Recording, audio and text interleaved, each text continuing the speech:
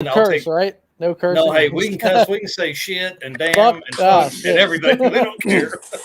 We're all adults, and there's going to be adults watching this. If there are kids watching it, I would be surprised. How many do you think are going to tune in on this?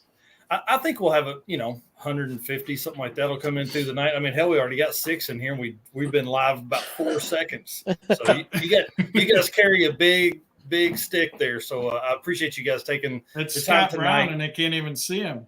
Yeah, well, hey, he's got to keep his anonymity, Can we put a picture of him on there? Right, just a stick man. Right. No, so, Old Man River. Yeah, right. So everybody that's coming in, you guys know a lot of the names that are on here, but in a minute we'll go around the room and let everybody kind of tell who they are, what cars they're bringing. We're talking about Sick Week. We're going to talk about drag and drive stuff. Mike is a rookie. Everybody else is veterans. So we're going to berate him with inappropriate comments and make him buy beer all week. And it's going to be great. So I'm in. Yeah, it's going to be a blast. A little bit of housekeeping stuff real quick. I'll make it fast, I promise. We are on episode 101. I can't believe we've done so many of these, talking to so many people. I mean, thinking about it, we've probably interviewed 120 people. It's insane.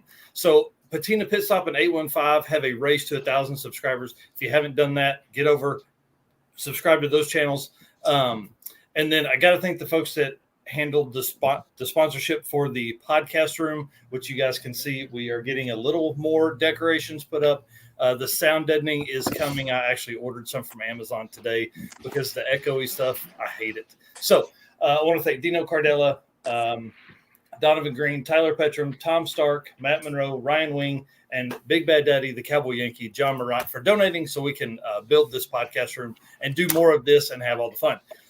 As you will see, I'll be popping names up and stuff like that of people in the chat. So make sure you are chatting, you're commenting, you're making inappropriate comments. We'll laugh at them. And if you have any questions, I ask that you put the question marks in front of your question. That way it kind of calls out to me so we can ask it with these guys. So if you guys want to run around, we'll just do, start with Mike, work our way around the circle, tell who you are, where they can follow you on social, and then maybe just like what car you're bringing, or you have your main car for Geoff, because you're not coming to Sick Week. Maybe the car you've brought on other drag and drive events in the past.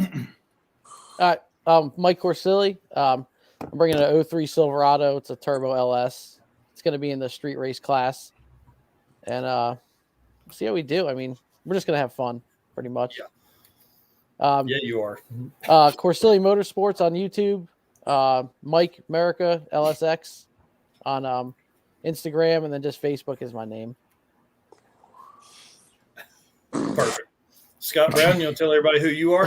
Yeah, this is Scott Brown from Georgetown, Texas.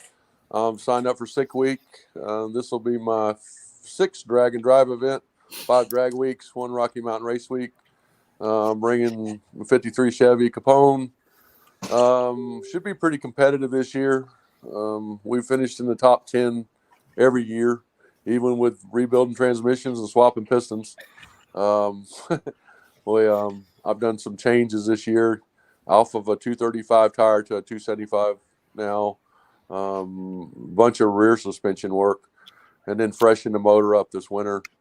And just been going over, working out some bugs here in the last couple of weeks. And we're going to be testing this Sunday at Texas Motorplex. Trying to dial in suspension and tune-up right now.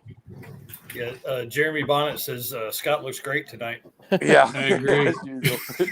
we got the running joke is we got to keep his anonymity up so he can sneak in all the influencers on this trip. YouTubers. And I'm not an influencer. So he's an influencer. He's on 1320 video. He's a bad influence. A lot. Hashtag not an influencer. Geoff, you want to jump in? Tell us what's going on. Yeah, I'm Geoff Dugopolski. I started this drag and drive stuff in 09 drag week. Went out on my first drag week and won the daily driver class. Came back the next year, won it again. I've done 11 drag weeks. I missed, I think, 2019 and 2020 because of COVID. And then this last year, the 2021 drag week, I won that also, but it's no longer daily driver. It's Street Machine Eliminator. I tried to sign up for Sick Week, and I had my future daughter-in-law helping me. And I think at the 4-minute mark, she's like, "That's sold out." And I said, "Well, that's weird." She goes, "I'm not going to be here to run the shop because I'm going to be on my honeymoon." I'm like, "Oh, well, glad we didn't get in." So I almost signed up for something I couldn't have gone to anyway. So, but yeah, so the car I've been bringing lately is an Aztec Bronze 66 Chevelle, carbureted, small block, kind of old school muscle car kind of thing. It's stock interior, 1020 car, nothing special. A little bit of nitrous. Yeah, but it was good enough to make a win this year. Yeah, it was a great win. Yeah, it was awesome. It's rough too because it's a round robin drag race, 32 cars, so it's 6 rounds. I don't know, I can't do the math. 6 rounds, something like that, back to back. I think we did the 32 car bracket race in maybe 30 minutes. I mean, it was like hot lap. So it was a lot of work. We made 7 passes that day on that car, emptied 3 nitrous bottles same day. How many spark plugs? Same set of spark plugs. Same set of spark plugs? Yeah. Oh my yeah. God. It actually was a really good week for the car. I didn't have to do a thing to it. We drove it from here to Michigan, did the drag week, and kind of on the way back from Michigan, did kind of a victory lap through Chicago and took some pictures downtown Chicago with it and drove home. But I didn't replace anything on the car. That's awesome. Cool. Yeah, I rode around in the short bus. The short bus. We had more fun too. Oh, we had a blast. Yeah, the short bus was cool. I stole their bicycle one time, went riding around on it, and then actually rode up to Scott on the bike while he was on another bike, and he didn't even notice that I guess he just thought I asked for it. People were giving me shit about riding around on a pink bike. I said, it sure as hell beats walking. Yeah, that was a nice bike. I'm telling you, we're going to buy bikes at Goodwill whenever I get to Florida. We're just going to go to $20 bicycle, and that's what I'm going to ride around on all week. Yeah, dude, that's awesome. It was fun to have, especially over at, where did I take it at? Was at Summit Motorsports Park. Is kind of a big place from the starting line to where we were pitted. It was nice to ride it up to the starting line to see. Those bikes have made an average of $7,000 to $8,000 for Greg on Fire Island renting those out. Yeah, that's what he said. It probably wasn't a $5 bike. It was like rusted away. It was rusted bad. So no jumps or wheelies with that thing. Nice. I'm trying to buy electric scooters, or I'm trying to get Brad to buy them. Hey, the electric scooter is the way to go. I didn't bring the charger on race week, and it ran out of juice about a half mile from the pit. So had to kick that electric scooter, and it sucked. So make sure you got the charger. If I thought we could steal the bird scooter, we would have took it from Indy at PRI because we. How much money did you spend on bird scooters? Like $400. He just swiped it for everybody, and we were rolling around like wild hogs. That's funny. It was great. James, you want to introduce yourself, tell everybody where to find you, and then we'll just get into this thing. Sure. I'm James Rowlett. You can find me on Facebook, my name, or I have several pages: Boost of Burden Speed Shot, or Boost of Burden Mustang, and I think it's Boost of Burden on Instagram, and YouTube is Boost of Burden Shenanigans, and usually it's just me and my buddies doing dumb shit, and I don't really have a whole lot of videos on there still. He's a TV personality too. Oh, Jesus Christ, here we go. I was on Fastest Cars in the Dirty South for a couple of seasons. Yeah. Nice.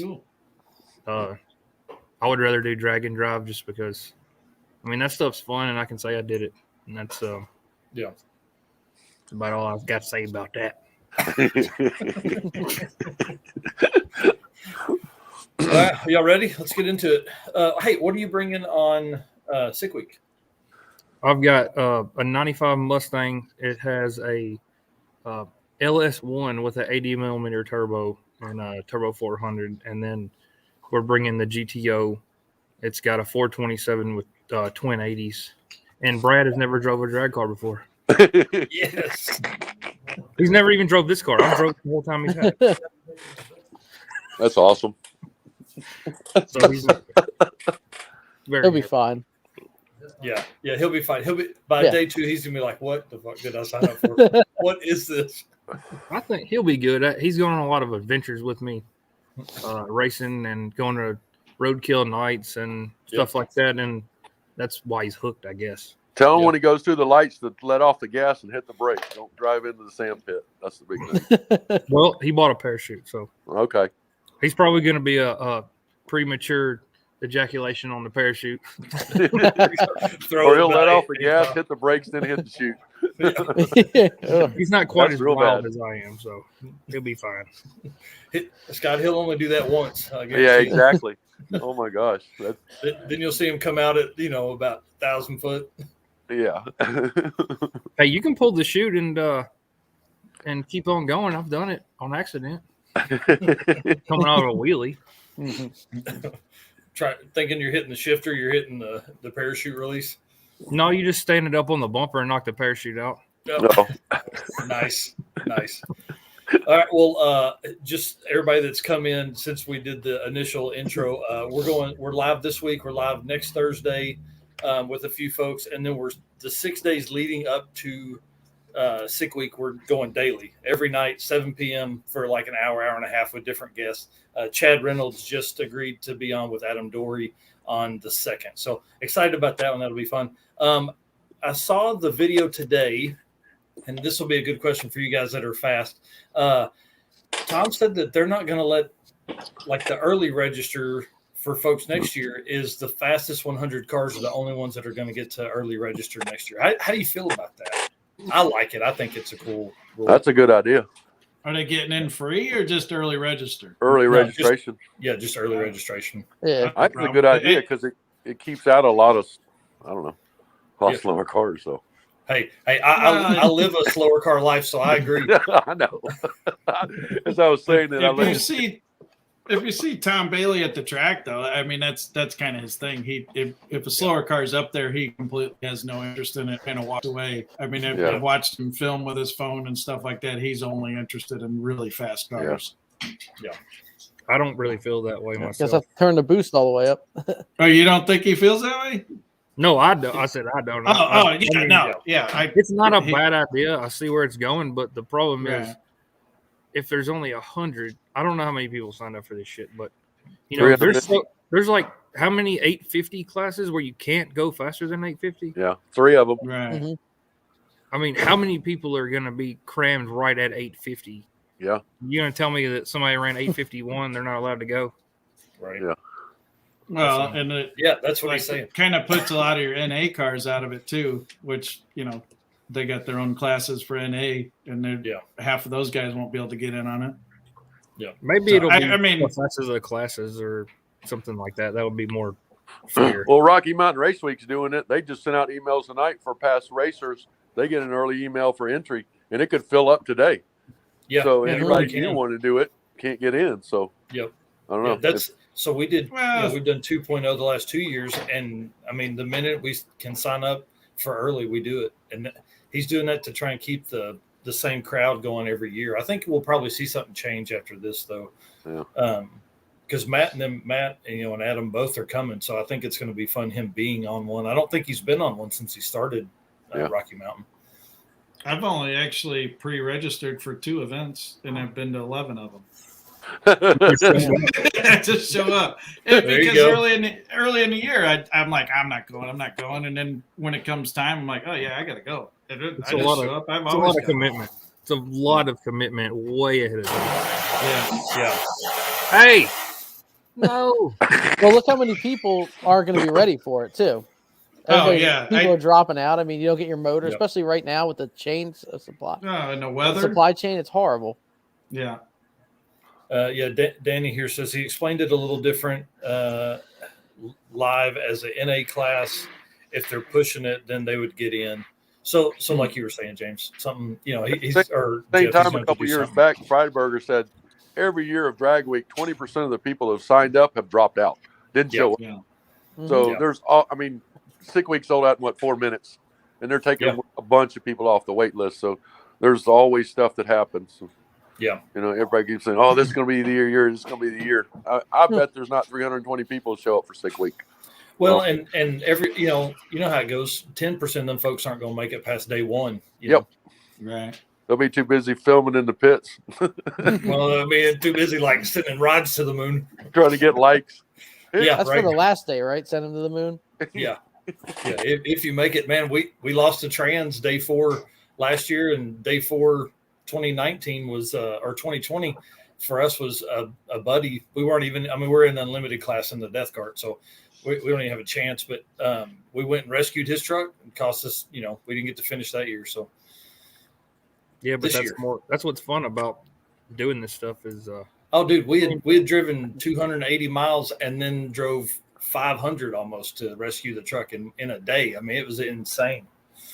It was awesome. You have a story for it. If you just went to the end, oh yeah, it'd be like, yeah, I went to that and I went to the end. That was cool. Well, 14 was my first drag week. We got to Great Bend, Kansas. Forgot to fill up on fuel. Top of second gear, it leaned out, melted number 7 piston. I was about to give up and decided, well, I'll go up there and talk to Brian Loans and see if he can ask on the live feed if anybody's got any parts.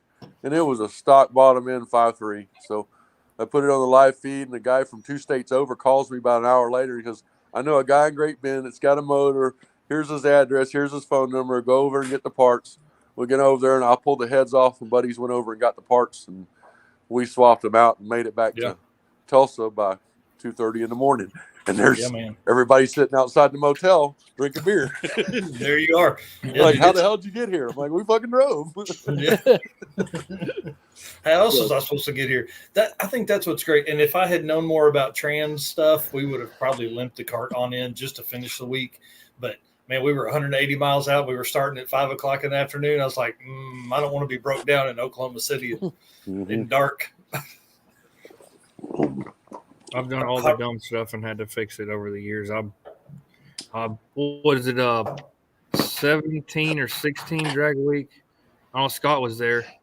I was finishing the car in the tech line, and Jeff Oppenheim was pulling me with a rope. Yep. And I told you, don't do it. Don't do it. He did. He said, "Don't do it. You're not ready." And I was like, "I'm doing it anyways." Yeah. I had we got it running, but I had a valve not seating, and so we took. What did we do? I think I unplugged the injector, and we drove. We almost made it like 15 miles away from where we were going. Drove the whole day on 7 cylinders. It finally beat that valve out of it and destroyed everything. Yeah. So I didn't make it. And I had a set of cylinder heads waiting for me in St. Louis, and all the shit and everybody to help. We just didn't make it. So I was hell bent on the next year to make it, and I went. What was that? 18. Yeah, 18. I came in 3rd place in Super Street, and I couldn't go faster than 850. Yep. Damn. What's up, Rich? Not to do shit. Talking about you guys. Rich says, group of legends. Group of legends. Oh god. Influencers. There. Yeah, influencers. Hey, Rich is probably already on the way. Man, I hope. Yeah, probably. I saw him testing with some snow tires a couple weeks ago. That's what I was going to say. Yeah, he don't mess around. He's been on the pod before. He's got some good stories. 2019, we got to Virginia. Cars tested, working good. Everything's going. Go through tech. So I'm gonna get some hits on, test session. Go out there, first pass, pull second gear. It goes into neutral. Honk pulls me around the pits. We get looking at data and like, well, there's no output of transmission fluid. I mean, there's no pressure. So pull the transmission out, and I didn't know how to tear it apart. And the guys from John Dotson, Jason Dozier, and all them guys, James Tuberville from Anything Automotive came over and says, hey, let's look at it. We opened it up, found the main shaft was broke. So I start running around the racetrack trying to find one, can't find one. James like, well, get on Facebook Marketplace, and found a guy local to VMP that had a transmission, called him. He goes, yeah, I've got a transmission 4L80 complete here, $400. I said, if you got the transmission right now, I need it at VMP. So I'll give you $400 cash. And he showed up 30 minutes later. We pulled the parts out of that, put it in mine, and got it back running that night. And then What screwed me up though is the next morning I go to do a burnout, hit the line lock, and the dash, everything goes dead. Transmission defaults to second gear, and it popped a fuse. Well, I just run it out the back door and run a 10 flat in second gear. So I get back, fuse is blown, put it in. Okay, it's working okay now. That night we're driving, falling honk in them, and I happen to bump the line lock, and I'm like, okay, I know what it is. A wire runs across the top of the bell housing for the line lock. It also ties in the fuse. It popped the fuse. So we get over. I cut the wire at both ends, put it back, fix it so it's not shorting out. We get to Cecil the next day. The first pass runs 861. I'm like, son of a bitch. So it was. I don't think y'all realize how fast Scott's car is. It's so you just shouldn't go that fast at all. Yeah. So like we're in there. We went to Sick Week, and we were going to my buddy Lance's house, and all of us were going. And Woodward with me and Woodward. Is that what I said? Sick Week. He's all right. He's all right. You gotta remember, I took like a The whole medication's hard to take hold here. hell. I got it freaking right here. Yeah, there you go. So we are riding up. Yeah, we're riding to Lance's house, and Scott was like, "Ride with me and see if you can clean up some of the dead spots in the tune-up." And man, we don't have any seatbelts on, and this motherfucker has got it to the floor, like 21 pounds of boost or something, and we're running like 160 on this 2-lane road in Michigan. And I'm over here going, "All right, that's cool, Scott. We're good. It's good. We're good." I'm looking around. I'm like, everything's gonna smash my face in here. Yeah. But funny. you didn't die. Yeah. I didn't die. No. What did you die? Scott, Red Hat Scotty asked what the car weighs. Mine's 3750 race weight. That's awesome. That's actually what the GTO weighs too. Yeah. It dropped some weight this last year with some suspension work and stuff we did to it. So, but that 4080 weighs so damn much. Hell, it must weigh 500 pounds with a converter and all. Yeah, they're heavy. Mike, what about your car you're bringing? Like, tell us some more about it. Oh, dude, I'm so excited about this. Yeah, rig. it's just right now it's got a stock 6-liter with Gen 4 rods and pistons. Yeah. One side's a copper head gasket, copper sprayed. It's got LS7 lifters on one side, used on the other. But it runs pretty good. It's been 950s the way it sits. It's got a single 88 on it with a turbo 400, which is probably going to suck driving. And it runs only on E85. So Nice. What gears Don't are matter. 342s. That won't be too bad. Yeah, I got enough room for like 40 extra gallons of fuel. Yeah, you're gonna have to carry a bunch because north of Orlando, there's not much E85. Yeah, I looked it up, and I got spots where there's supposedly fuel. So I'm gonna I got a 20-gallon cell, so I'll have 60 gallons of fuel with me, and I got fuel at every track from VP. Nice. I've got a question go broke for buying fuel. everybody. The fuel. So I never dealt with this because I just never needed to. But what if Scott runs out of fuel and I've got fuel in my trailer? Yeah, that's fine. I don't remember if we could give it to him or not. You can do that. Someone left the fuel by your trailer. You've never seen it before. No, he's got fuel in the trailer he's hauling behind his race car. Is that what you're saying? Yeah. No, me. Like Scott, let's say Scott ran out of fuel. He doesn't have any. You can rescue him. Yeah, you can dump get some any fuel in part there you for want him. from him. You just can't go back to your trucking trailer. Right, and you can't be hauling it for me. Yeah. Right. Right. That's where the gray area is, I guess. Yeah. Right, and that's why these like husband-wife teams, they kind of specifically make sure they're not hauling tools or something for the other one, because otherwise it looks like they're hauling parts for the other person. Yeah, no, James McIntyre said as long as it's not premeditated. Yeah. Yeah, I think we helped out Doc one year. He was ran out of fuel on the way to the track. I was riding with Jeremy Stelford, and we were following right behind him, and he pulls over. And Jeff gets out and he's like, "Hey, we need some fuel. We're out." I ran out of fuel going down the track in the elimination runs this year, but it was at the perfect point where I would have needed to kind of tap the brake anyway. Oh wow! So the car just kind of flat out died. I pulled around, and I think Honks, what's his name? Stinky's dad was there, and he had some fuel, and that ran it over to me, and we got to put that in the car to make the next pass. That's cool. Nice. Yeah, I don't see a problem in helping everybody, to be honest with you. I mean, yeah, I mean, again, as long as it's not planned, I think it's fine. I think if you can make these trips, period, I don't give a shit what you bring. Yeah, you're a badass. Everybody. Yeah. Carl says, why would you want to bring your wife on this? To drive your second car. Well, I guess so. Maybe. I don't know. Mine don't even come to car shows with me here locally, so she can stay at home. My wife won't go. She goes like, you don't have air conditioning and power steering and stereo, so yeah. Yeah, no AC here either. Yeah. But it's Well, got you got a comfy race seats truck, though. man. Yeah, It's got comfy seats, a radio, Oh, so you're not going to have to steal a pillow from the hotel to sit on after your ass goes numb? Well, how short I am, I might have to actually. What do you guys have left to do to get ready? We know Mike's got to put his shit back together. Everything's out of the interior if it's getting a cage. How long is this podcast? Yeah. Mine's We were hoping good. to go for 3 hours, but I mean, I'm just kidding.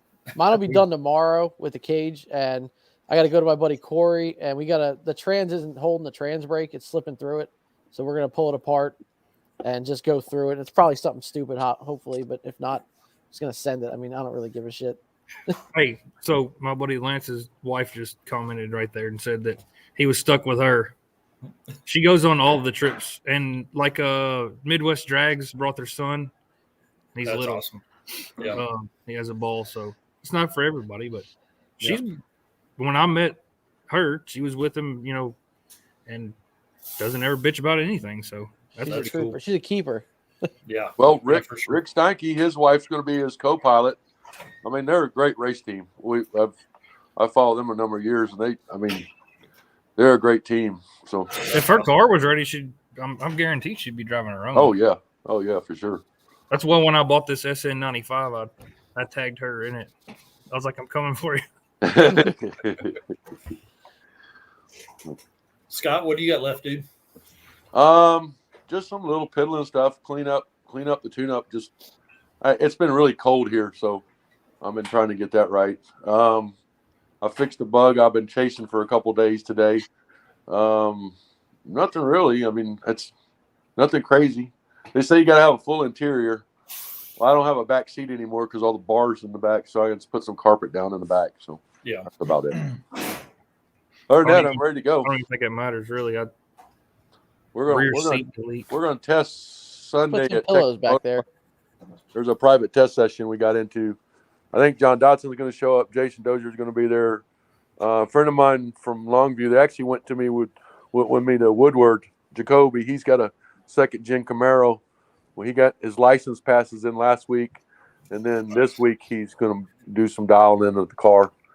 I think the quickest he'd been in the past was 11s, and then in any car, and it went 960. So that's awesome. Rich he was pretty really happy. Cold. That's funny, Scott. Yeah. So, but and Scott's got to take a nap, Well, we get like naps are where it's at, man. We get 60, 70 days worth of 100-degree plus weather, so I'm freezing my butt off right now. What is it, like 40? It's in the 30s right now, and they say snow flurries. We got weather advisories, and they're starting to put sand on the roads. But like I said, yesterday it was 85 degrees. So that's why. Where are you at? I'm in Austin. Well, just north of Austin in Georgetown, Gotcha. Texas. Yeah. Yeah, the other day here it was 7 degrees, so it was a little cold. 7 as in single digits? Nah, I'm out. Yeah, it was like 17 on my ride home from work today. Ugh. Yeah, this is bullshit. We've had a lot of that. Like it. We've had a lot of that here lately, and I live in Nashville, Tennessee, and it does that a couple of times a year. We've had snow on the ground for like a week. Yeah, and all the idiots get out on the road that can't drive. Oh yeah, of course. Yeah, down there, you guys don't know what even snow is, right? I mean, the whole state shuts down there. Like an inch of snow. Texas, same way. Flurries, I lived in Texas for a little flurries, and nobody goes anywhere. Yeah, well, last year was that freak weather storm that came through, and then power grid got overwhelmed, and we were That's out bad. power and water for 4 days. There's some people for a couple weeks. So Yeah, we're just Gina not says it's prepared. 13 in Michigan. And it's -1 here now. No, Nope. thanks. nope. I don't know how people live in. I don't know why people live in that kind of stuff. James, do you want to tell us what you got left, and then we'll jump into the 815 question here. I think this is probably a good one. So obviously I have 2 cars so we have to finish. The GTO's never ran with this engine or this turbo kit and some other shit. And so I think I've got a couple of sensors to hook up, like just an oil pressure sensor. We have to relocate it. Yeah. He's over there messing with it right now. I think we can start it tomorrow, which is a major deal. Yeah. Being there 2 weeks out. Yeah. I have to finish the exhaust. On both the cars, I ran full aluminum exhaust from the front to the back. So, I need, 5 or 6 pieces we ordered to finish the GTO. It's got dual 3.5 all the way out the back. I was going to put loud valves on it up front, but I think we're going to run out of time. And then my car's got a 4-inch to dual 3-inch with some the tips kind of look like the stock Mustang, sticking out. Oh, that's cool. Yeah. Because I'm tired of listening to that shit. I've done it with the pipe sticking out, and it's not fun. Yeah, my car's got full exhaust out the back too in aluminum, so I love that. Jeff does too. Yeah. Oppenheim. For what you're gonna kill, it's not a big deal. Yeah. Jason Dozier just put full exhaust on his little car, and went like 520s or something. In the 8th mile. I don't think it's killing that much when it comes to some stuff, but my car needs just the exhaust finished, and are we that close? I need to mount the parachute back on it, just the pack itself. Yeah. Yeah, just a couple of things like that where I've had to do a whole lot to it. I actually bought the car. Well, if you want to hear the story real quick. Let's do it. My Fox body that we call Boost of Burden, after drag week 18, I think I went to LS Fest the next year and took it apart, and it's been apart since then. And I've redone the whole car, like every piece of it, period. I took everything off of it and sold it and started from scratch with new stuff. Nice. And of course, I build everybody else's stuff every day, so I don't have time to work on it. So Brad wanted to go faster in the GTO, and I had my 427.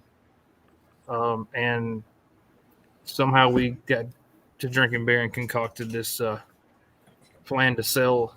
I'll sell him my motor and then just buy a car that's like ready to go, so we don't have to like build me a car to make it. Mm-hmm. And of course, that didn't work. Yeah. We bought a car, got a good deal, got lots of nice stuff on it, way ahead.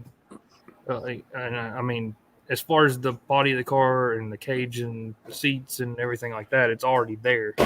Rear end. It was pretty much ready to go, except for some idiot put the motor together and didn't get one of the circlips in the pin. It threw a rod out of it like as soon as I drove it. Damn. Right out the side of the block, right through the oil galley. That's a bad day. My That buddy makes for a Brad good mess. My buddy Brad to the rescue. I pulled the motor out of the GTO and put it straight in my car. And we were like, we're good to go. But then we started doing dumb shit like stereo systems and full exhaust and iPads on the dash. Trying to have a good time, Onboard air. We both swapped the onboard air instead of CO2. Best thing ever. And put chucks on there so we can air the tires. And also I've got, I don't know if y'all seen them, but there's a jack on Amazon that's a triple convoluted airbag basically for like a big truck. Mm-hmm. And it's got a sleeve inside of it so it can't tip over. And you can slide it under the car and air it up. And it goes really high. It goes. Oh, that's awesome. I think it goes higher than my regular pump jacks. You guys send me a link to that. Yeah, it was like $132 or something. Oh, dude, that's awesome. Worth it. If it breaks, we'll just buy another one. Yeah. I'm going to put that in the trailer and bring it. And it's like you can plug the air hose in it, and it's got a twist knob, and you can twist the knob, and if you don't watch it, it'll just Rocking it up. So, That's awesome. so the cars are pretty much ready, but we bought a brand new 4x6 trailer, and I got to finish putting the crap in it. Man, brand new, dude. You are fancy. Do you have his license I've yet? built some drag week trailers, and you end up having like 80 hours in it. Yep. Yeah. I mean, there's just no way around it. And you spend a couple of grand. Yeah. And a brand new trailer was $2,300, and I drove my truck down and picked it up. Yep. Yeah. And drove back and hooked it up, and it's ready to go. Good bearings, everything's ready. Yeah. Now Right, you just you don't have have to to worry spend about 40 it. hours. Now you just need to spend 40 instead of 80. Scott, you don't bring a trailer, do you? Yeah, I'll have one. Did you before though? Yeah, I just got a little 4x6. Yeah. I took a trailer the first year. It was miserable. I haven't taken one ever since. I carry more fuel in it than anything. Yeah. Yeah. I bring all my own E85. So. Yeah, we won't go without a trailer from now on, and we drive slow stuff just so we don't have to. I mean, we were loading tires on and off the roof of the car in 2020. It was like, I mean, those are 80-pound tires. I was like, we're not doing that anymore. We're still on the trailer. So we're gonna 815 yard asked, sale it. yeah, well, dude, you got a pickup. I mean, Yeah. it's gonna. With I'll the tell you, it's tonneau gonna cover. suck. It's gonna suck loading and unloading that thing. I just know. tell you. I'm glutton for punishment. 100%. You're like, oh, Yep. it's fine. It's not bad. And it's, I why don't is think this it's that jack so bad. fucking heavy today? I quit bringing a jack. I quit You're bringing like, a look at jack all because this room. everybody's got one. I'm bringing Well, everything. Yeah, I'm parking by you guys if you got a jack and everything. You got that special air jack. Yeah. Listen, I've kind of gone overboard this year with the trailer, so we've got all kind of knickknacks and lights and cut a side door into it to flip up, and it's got 37 gallons of aluminum fuel cell in it. It's got 37 gallons of worth of fuel cells in it with an electric pump where you can pull a reel out and pump it in the car. Oh damn! Nice, dude. I got a little. I'm gonna need a full-on walk around of that rig because for the YouTubers that are out there, you know, they need to see that kind of stuff. Well, Eric Yeah. Eric Yost is riding with the Swedes with the Corvette. He's bringing his trailer. It's got the kegerator in it. So Ooh, Yeah, you're I looking wasn't for going to that. say that on the podcast. yeah. Yeah, they won't have any beer left by day two. Sorry, I promise. Eric. yeah. Yeah. Well, no, I Day got to two, bring it, so day I'll have one. it. Don't worry. Tech Yeah. day, all the beer will be gone. Oh well, yeah, I didn't think about Tech Day. Yeah, Oh, I forgot one more thing. So basically, when you do this stuff, you're going to end up sitting out in the sun, and it's going to suck. You're just going to sit there, especially like waiting for your class. So I found a electric awning for that trailer. And you push the button and it goes straight out. It doesn't even have the arms on it. It just goes straight out. And Brad's like, we don't need to spend $200 on that. I was like, hell, yes, we do. hell yeah. All the money you saved from not building one this year, you might as well. And then when the it pours down rain, we'll be sitting under there drinking beer. Yeah, there'll be 8 of us Yeah. under that thing. I'm probably going to bring it easy up as well. I mean, Yeah, Yeah, we're I'm gonna bringing a bring mine. canopy. Yeah. I don't know Yeah, if I should bring my. I've got a 10 by 20 with my boosted burden stuff on it, or I've got some smaller ones, but the big one's pretty cool because you can have the car and sit under it as well. Yep. Yeah, plenty of You can space. bring too much shit. I promise. Like I'll probably wear Yeah. the brakes out pulling this stupid trailer. Yeah. My truck is going to be squatting big time with all that shit in the back. Well, that's the new style, right? Yeah, it's the Carolina squat. Yeah. They outlawed that in Carolina. Yeah. Or like the Not in Mac Florida, guys call it, it's tooted. Toot it up. Toot it up. Yeah. Yeah. Hey, Scotty's down there around Scott, man, they got some wild shit. Yeah. Yeah. Scotty said, "Is there a radio in the trailer?" Yep. That's I a wish guess. you wouldn't have asked me that because I've had to keep myself from doing that. Why? Dude, just Because Bluetooth's little setup be great, man. both of our cars have extremely loud stereo systems in them. Like That's funny. Brad, the GTO's got kicker mids and highs, and it's got a Scar Audio 8 that is like got a magnet about this big, and it's and everything's got an amp on it. And then my car's got a 12 in it, and the factory door speakers, and then some 6x9s, and the 8 just completely destroys my 12. It's in the GTO. That's funny. So I'm like, shit, we got stereos. We're good, right? Yeah, it's fine. I want to do it though. I mean, I've got the shit. Neither one of these cars was running, and we were putting the stereos in them. Oh yeah, here we go. We got Destroyer dropping some money for beer. All money donated tonight's going directly to beers. So everybody watching, I'm buying beers for everybody for all the money that's donated during the Sick Week live streams. So bring it on. We're gonna have some fun. Then we're just gonna keep recording as the night gets later and later. How far are you guys from the start of this whole thing, Bradenton? So I'm 1,088 miles from my house. So that's like 17 hours. Yeah, I'm about the same thing. I'm about 1,100 miles. Yeah. And I'm about 1,000, even though I'm not going. Yeah. I can't remember. I looked it up. I know it's 10 and a half hours if a normal person's driving, I guess.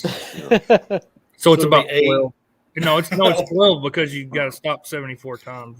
Oh, yeah. I can remember we would go to Bradenton for the LSX shootout stuff. I ran all that from like 07 to I think like 2013 or 14, and we'd go to Bradenton every year, and it was 12 hours in the rig with the stacker trailer. I guess we were wasting that much time. 12 hours, but it says 10 and a half. That'll work. It's about a 3-hour flight for me. Yeah. This will be the first time I'm co-piloting. It's very strange. Very, very strange. Who are you riding with? Riding with a dude named Justin Chestnut in a 29 Model A.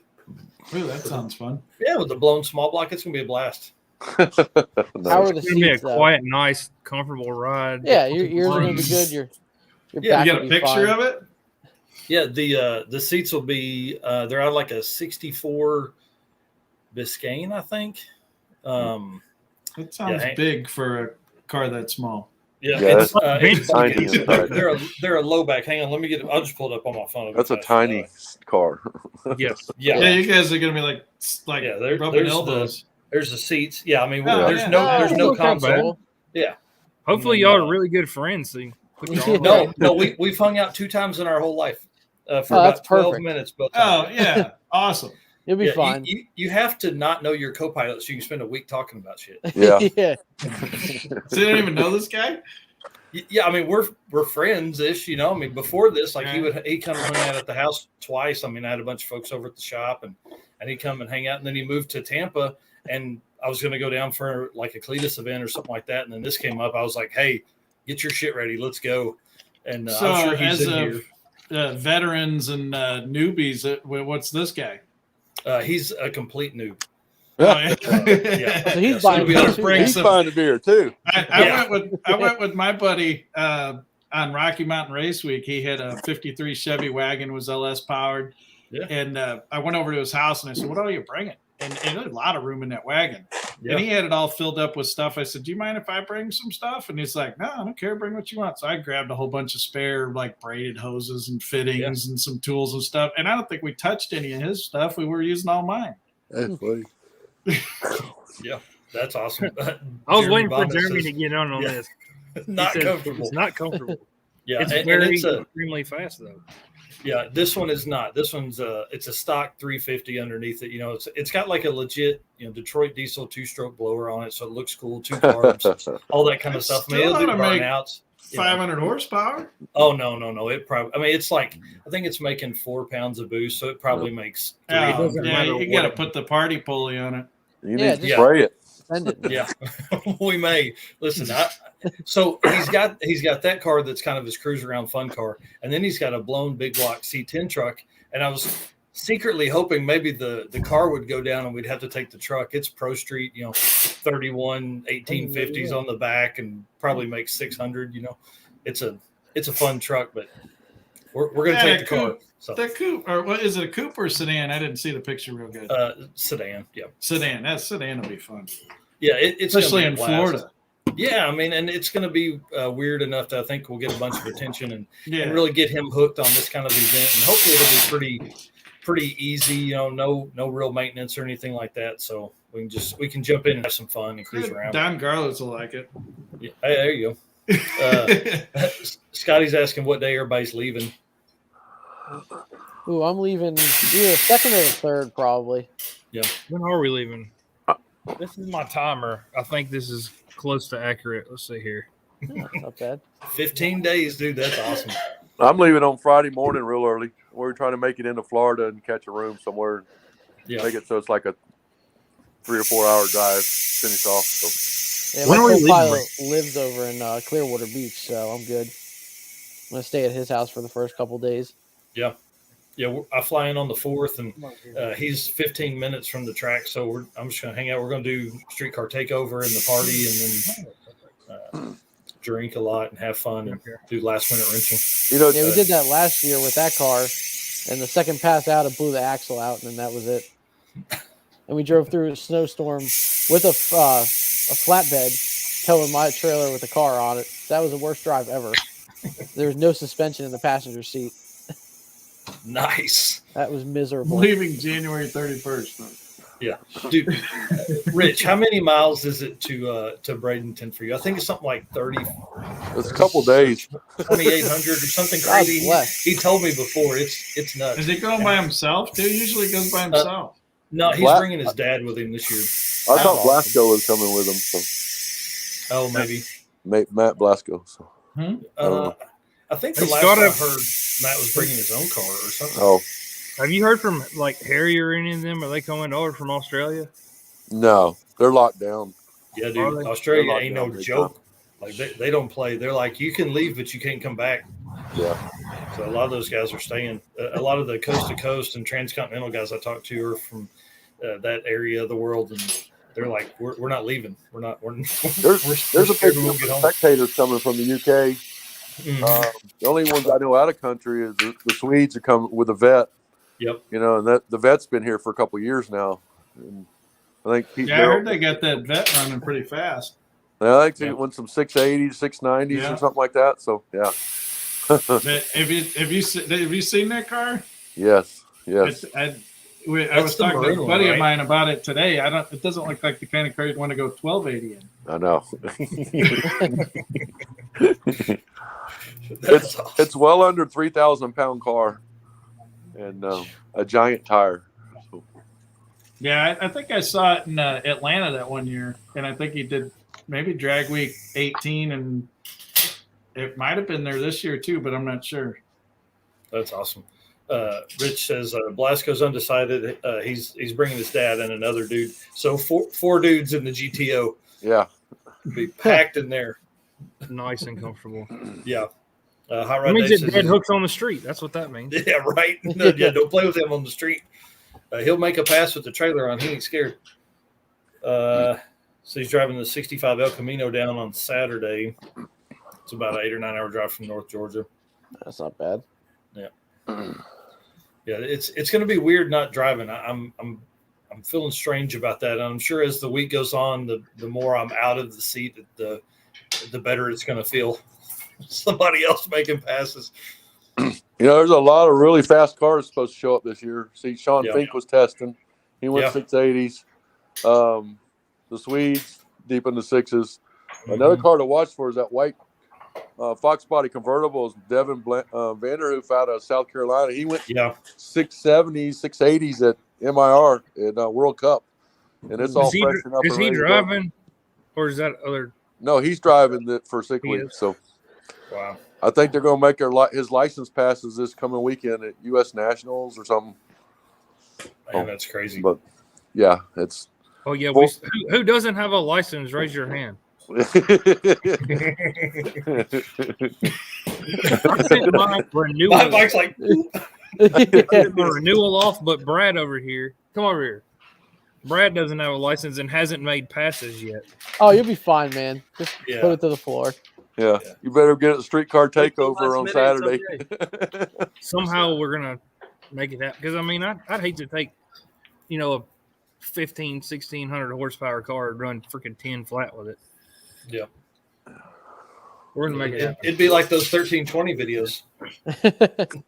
Yeah, Yeah, perfect. We make 1,700 horsepower and run 1290s. Yeah. Yeah. Well, it's got issues of spinning, Yep. Danny's saying that Rich is supposed to come down I-29 on the western side of Iowa. If anybody's close to any of that, maybe he was replying to somebody else up there. To watch them zing by. Yeah, right. So, do you guys book hotels? You guys just wing it? You sleep in the car? What y'all's plan for? I got hotels the whole time, except for the first couple days staying at my buddy's house. Yep. I'm not sleeping in that truck because there's no room. No, we got. One of my buddies got motel rooms, and then I sent it to a big group of racers. We'll be cruising with Glenn Hunter and Greg and Frank Romano and all them. We're all staying in the same room, so we got them ahead of time, and they seem to be a bit more expensive than Drag Week stuff was. But I mean, it's the beginning of Speed Week in Florida, and if you've never been there, it's a pretty crazy time during that time this time of the year. So I think that's part of the reason why the room is so much higher. But Yeah. I didn't want to sleep in my car, so. Yeah, well, part of not signing up for an event and just showing up is not having hotel rooms also. So usually bring a tent, sleeping bag. But with people like braking on the first day and bailing out, it's pretty easy to pick up on one. Plus, it gives my co-pilot something to do. Yeah, right. Hey, find us a hotel room. Right. Get on your phone, find us a hotel. I'll drive. Yep. Well, and as famous as James and Scott are, I mean, I would think y'all could just ask, "Hey, can I sleep in Me somebody's and car?" I am. Gave us like the presidential suite, man. We're gonna be in there with it. It's Like, got I'm on it's got TV. the heart bed that vibrates the whole. You got that motor I'm staying trend with y'all. credit card. They used to try to park under the cover where you pull in to park to walk in. We usually park there. That's all they give us. I actually requested that. We booked the hotel in Indy this last year, and the lady over the phone, she said, "Do you have any special requests?" I said, "Yeah, I'd like to park right out in front by your front door." And she goes, "Okay, I don't have a problem with that." Of course, she's in another country. Yeah. So I get there, and it's like just started pouring down rain, and there's one car already sitting there taking up the spot. And it's like a 30 Ford coupe with no roof. And I'm like, man, I can't kick this guy out of this spot. I just let mine sit out in the rain that night. But they actually said I could park there. That's great. Yeah, she didn't care. So there's some note made in there. This jackass wants to park under the awning. What was it at PRI? We went to PRI, and Brad went with me and a couple of other my buddies, and I drove my F-250, and they were like, "It's not going to fit in the parking garage." I'm like, "It's going to fit. I've been in this one before." They didn't. And like, I was like, we're not driving all the way down the road. So we pulled out in front of the valet next door, and we're like, "Can we park here?" And he's like, "Yeah, we can't do that or whatever. It's valet or whatever." And like we both like whipped out $100 bill, and we're like, "Can we park here?" He's like, "Oh, you're good, dude. You're straight here. Just park right there." Yeah, just right there. We Man. park right there in front of the He's like, "You need me to clean that for in the morning, or Yeah. good to go?" That's awesome. Let's see what else. Oh, hold on. You didn't let me talk about the hotels now. Oh, yeah. Sorry. Do it. Tell us what you got. I don't even know. Man, listen, I'm not used to having this many people on. It's like my ADD's kicking in here. I think I sent Scott's list to Brad, and I think he booked the same ones. Yeah. Or something. I have no idea where we're going. So Mike, newbies have to get there early and have the beer iced down. So when the veterans roll in, we got to have cold beer. So All right, I'm going to note that on my little notepad. okay. Yeah. By day 2, you'll have that memorized, friend. Yes. I'm telling you. Yeah. Or be sleeping in his truck in a Walmart parking lot. What about the GoPed? We'll take the GoPed. I'm telling you. Tell me not to bring all this. See, I'd rather just screw off with trailers and stereos and GoPeds and. James is more worried about winning the trailer burnout. 100%. If anybody wanted to know. Oh yeah, don't even have a trailer here. Cred now. Hey, I will tell you, David Williams with the Turbo LS 240 SC4 or SC. Yeah, I think it's SC430 Lexus. Yeah. He said like 3/4 of a mile. So get ready. All right, I'll try that. Yeah. We got to back your car out too. Yeah, Mike, what made you want to do a drag and drive event like this? So Honestly, it just looks like a blast. I mean, I saw you guys at ACCO because I live right by ACCO actually in New Jersey, It just looks like a good time, and I just want to see if the truck can do it. I mean, it's been pretty reliable. I mean, I don't have any wood here to knock on, so I'm kind of screwed. But Well, hopefully your co-pilot has thick skin. So. oh yeah, he does, and he's an LS guy. He's blown up plenty of LSs, so And he needs knows how to work on them. You got to have a little bit of like knowledge to fix this shit on the side of the road like MacGyver. Yeah. Oh, Plus, I've rigged it's some okay shit up. if you guys fist fight. I'll tell you, it's fine. You're going to do that at least one time during the week. Just try I not to think I get can dirty. take him. We did that early. Oh my god. Yeah. Two of my guys fist fought each other last night in here. Yeah, you're not even on the trip yet. Yeah. Get it out while you can. Knocked the welder over, broke the table. Oh, jeez. That's funny. All right, so that kind of covers hotels. James is going to stay wherever they let him. Whoever can let him do it. I'm staying in What's the, Scott's bed. yeah, No. yeah, I know. He snuggles good. The heart mattress that vibrates. Yes, 2 quarters. Throw it in. Yeah. Do they still have those? I mean, some We can skanky find hotels out. probably do. No, they don't. Jeff, we're gonna need you to go in there and just shake it. No, he was smart enough to get a rookie and just say, "Hey, book all this stuff for me." Yeah. I didn't know any better. Just book it. Yep. Like, dude, Yeah. that's what rookies do. That's what. Okay, cool, man. I'm taking direction. I'm doing it. I'm ready. Yeah. I guarantee my wife is watching right now, and she knows that I probably would have never got the hotels and showed up and Nope. had to sleep in the car. Yep. And she'd have laughed at you just like mom would laugh at me. She'd be like, "What?" I'd be like, "What's the problem? We got beer and beef jerky. Hell, we're good. Yeah, I got an awning. Damn. You got an awning, $180. Shit, Yeah. $200. Goals Yeah. for the week. Anybody got any crazy goals? Anybody gonna set some Finish. records? Anybody got? Finish the week Yeah. with no problem. Survive. Yeah. That's the real goal. Period. Yeah. Yeah. Just have fun. The struggle I've seen is day 4. That's I'm either, because by that point we've got 12 hours of sleep total since Saturday, and day 4 has been real hard for us both times. And you're just worn out. Period. I mean, hell, Yeah. you drive all day, With the and heat. then you get there, and you're like, well, hell, we might as well hang out. And then everybody hangs out in the parking lot. Yep. Drinks beer, bullshits. Somebody's working on something. Then Yep. it's 2:00 in the morning. You got to get up and do it again. Yeah. I think that's Over and going to over. be the hardest part, or the most different is, race week does night stuff like drag week. And so racing early morning, that's going to be interesting to see guys making passes at 8 a.m., All hung over or and 9 shit. or whatever, yeah. And it's going to be kinda hot. rough. I mean, it's Florida. No, not at all. It'll be hot to you. It'll feel good to me. Like Yeah. 60 in the morning, I'll be like, hell yeah. Drag I don't week think does go with the early humidity. racing. Yeah. What was it? Oh, yeah. Yeah, because we year were was it? sleeping in the field next to Norwalk, and we were just now getting comfortable. And like 5 in the morning, people start rolling into the track so they could be the first ones in. I'm like, oh, are you kidding me? Damn. Yeah. What's the track in Michigan we went on drag week where I think that year they had like some shootings there before we went or something. That happens. What's that? They've got like a club there with a stripper pole in it. What is it? Like, Well, at we the were track, there- I Yeah. got to go to this place. Yeah, they had like I thought that happened Got to earn at some extra money. God, what is I it? don't remember. I can't I remember thought what it that is. was a but Great Lakes Dragway.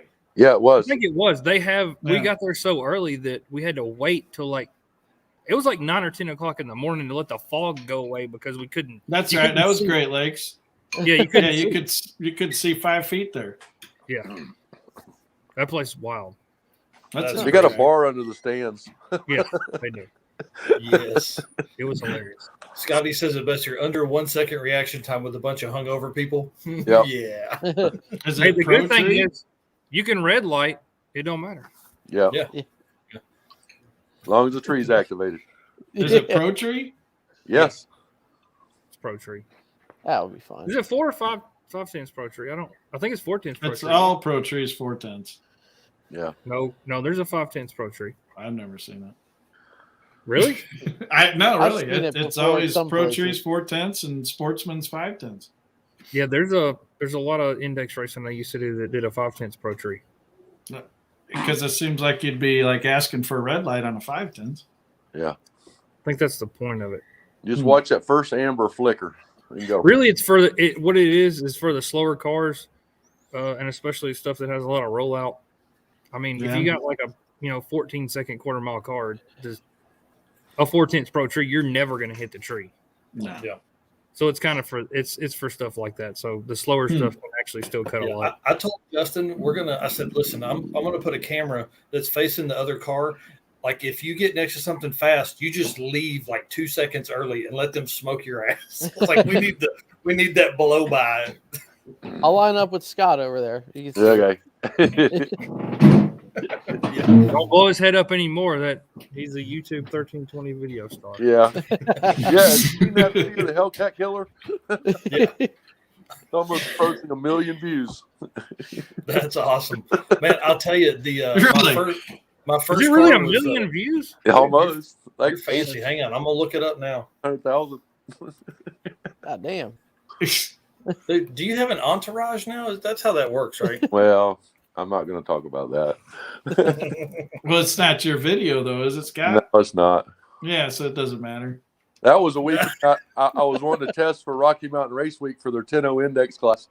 I asked a couple buddies local if they wanted to ride up. Nobody wanted to ride up, so I had my little trailer here at the house, hooked it up, drove up there, got in the middle of a test session. I'm like, well, I'll jump in the 10-0 index and wind up going 5 rounds to the finals and race the guy that runs drag week. So, Dude, that's awesome. Yeah, 897,000 views. Yeah. Holy crap! See, Yeah. I told you. I Can I know. have your I was autograph? on network television, and that many people didn't watch it. I know. There were people saying you were I watched famous it. It was a good show. I'm helping Kyle keep his Audi up to spec. So, There you go. You just doing them a favor. yeah, Mhm. every chance I can. Oh. That's what they like, fast cars, man. One thing for Mike, I tell you, if you don't want to sit in tech line all day long, get there well before the sun rises. They say they're an open tech line at 8 o'clock. Mhm. We get there at 5 o'clock in the morning. I'd rather sit out there in the dark when it's cooler than sit in line when it's hot. So, I'm not gonna into do that. that, but I know Scott will, and Jason and like Jason Dozier and them are. Yeah. They're going, aren't they? yeah. Jason's running 235 and John's running a real fast class. Jason and John will be there at 4:45 in the morning. Yes, I know. I will roll in at about noon. No, I'm an early You'll riser, catch the so I'll be last up. run. Yeah, you just got to get it real quick. You're done. Yeah. How many runs do we have to make? At least one. Okay, because Midwest Drags is 2. Yeah, just one with a good reaction time. It Midwest Drags 3 days. Isn't that right? 3 or 4. No, it's 4, at least 4. Okay. Yeah. That's cool. I hadn't been to that one Just yet. won his It's class on the one list. year. Y'all Did you? want to hear that story real quick? So obviously, I told you my car is never done. So I think I'm gonna get it done every time. But I actually did get it done for the first Midwest Drags that he ever put on, and I left the house and made it about 20 minutes away, and the oil pressure started going down. And I was just gonna drive it all the way there. I wasn't gonna trailer it up there. I had the trailer hooked up behind it. We're gonna drive it all the way. And I was like, we're not playing this game, but I have to go because I'd told Hyde that I was going to come, period. So I just got in my Dodge truck and drove it up there. And I was like, hell, they got a diesel class. I'll just enter it or whatever. Yeah. And I figured out that nobody entered unlimited diesel. There was 2 classes. There was like some kind of like daily driver diesel class, and there was an unlimited. And I figured out that, or Josh Castle actually told me that he didn't think anybody had signed up, and I was like, shit, changed my class.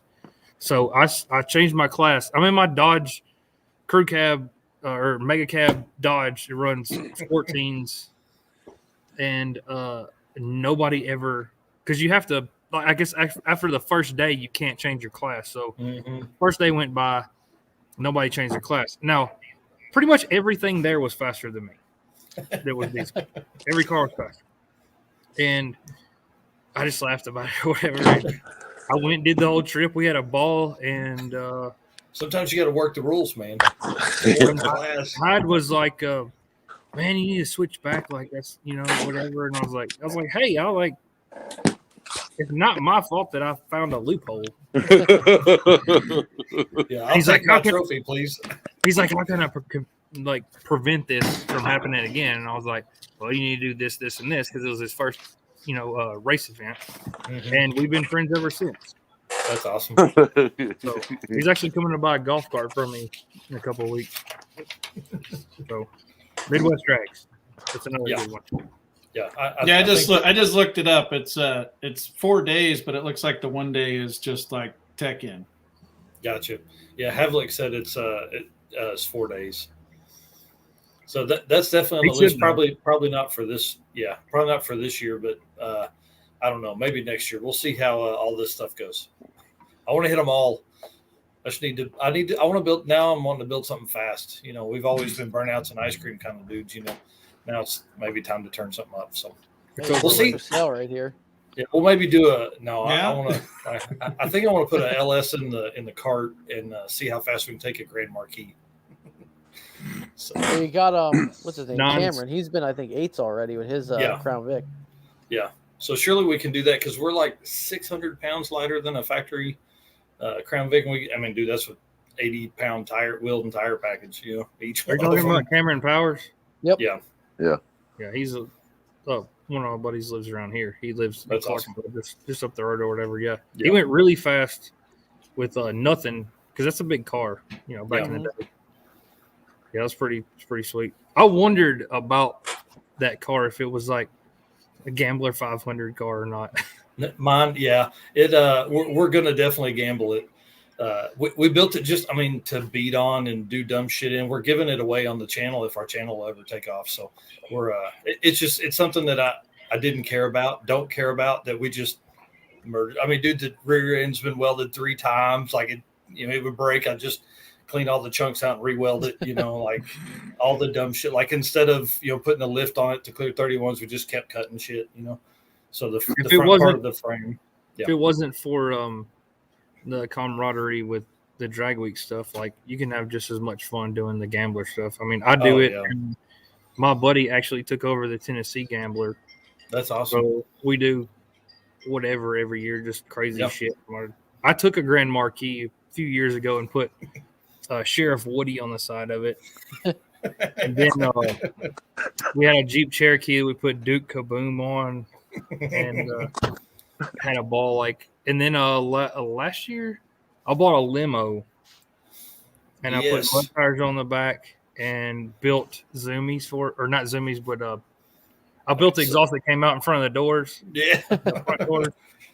And we went everywhere that everybody else went and in reverse and everything else and just tore the shit out of it. And I sold it to another gambler person, this girl and her husband, and they took it all the way to Mexico. Oh, nice. The Mexico Gambler. It's not actually in Mexico. It's like on the border in Texas. They drove it all the way there and all the way back. And when I say this isn't the limo that you want to be in. Yeah. No. Is it like one of the square body Lincolns? Well, it was a round body. She had a 4.6 in her. Yeah. I think it was like a 96. Oh, dude. Fancy stuff. It was awesome. Me and my wife went. Everybody piled in the back. We had a ball. I just tore the shit out of it. Didn't care. I think I bought it for $700. And Jessica says the baby shoe. I don't remember there's a baby shoe in there. Probably. There was I think there's some laying here. There was little liquor bottles like this laying in the floor in it. When you got it, that's really right? Party wagon, man. It was a ball, but we tore the shit out of it, and I sold it for like $100 or $200 more than I paid for it, and then they took it all the way to Mexico. That's great.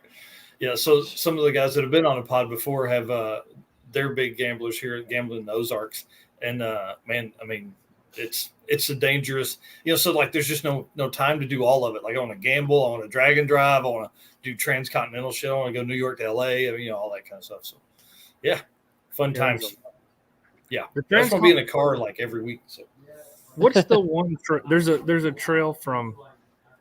I don't know if it's from the East Coast to the West Coast, but I know it runs along the Tennessee, Alabama, Mississippi border. There's like a off-road trail that'll go the whole way. The dirt bike trail. Yeah, I heard something about that. I don't know I can't remember what the name. But my buddy's done. I think he did from here to like Georgia on his little 50. Not like a Grom, but kind of like a Grom. You know what I mean? Mud tires and stuff like that. He did it on it. So that sounds terrible. Yeah. Yeah. After about 30 minutes.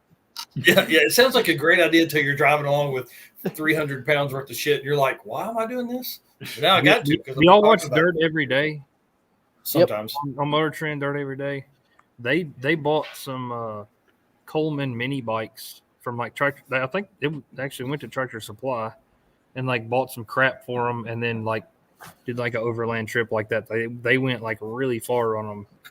No thanks. Like, y'all are idiots. Did you see the guys that did the Dumb and Dumber reenactment? Yeah.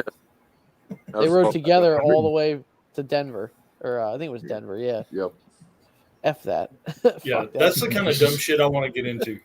I don't know if I want to do that. Listen, I'm going to tell you, I want to do it. I think it'd be just, can you imagine just everybody? And I'm sure at some point, everybody's like, okay, I get it. And they're just waving and honking, as they come by and they're rooting you on, Just go. Just go. Half-Ass says you can buy turbos for the Groms. Well, that would maybe work.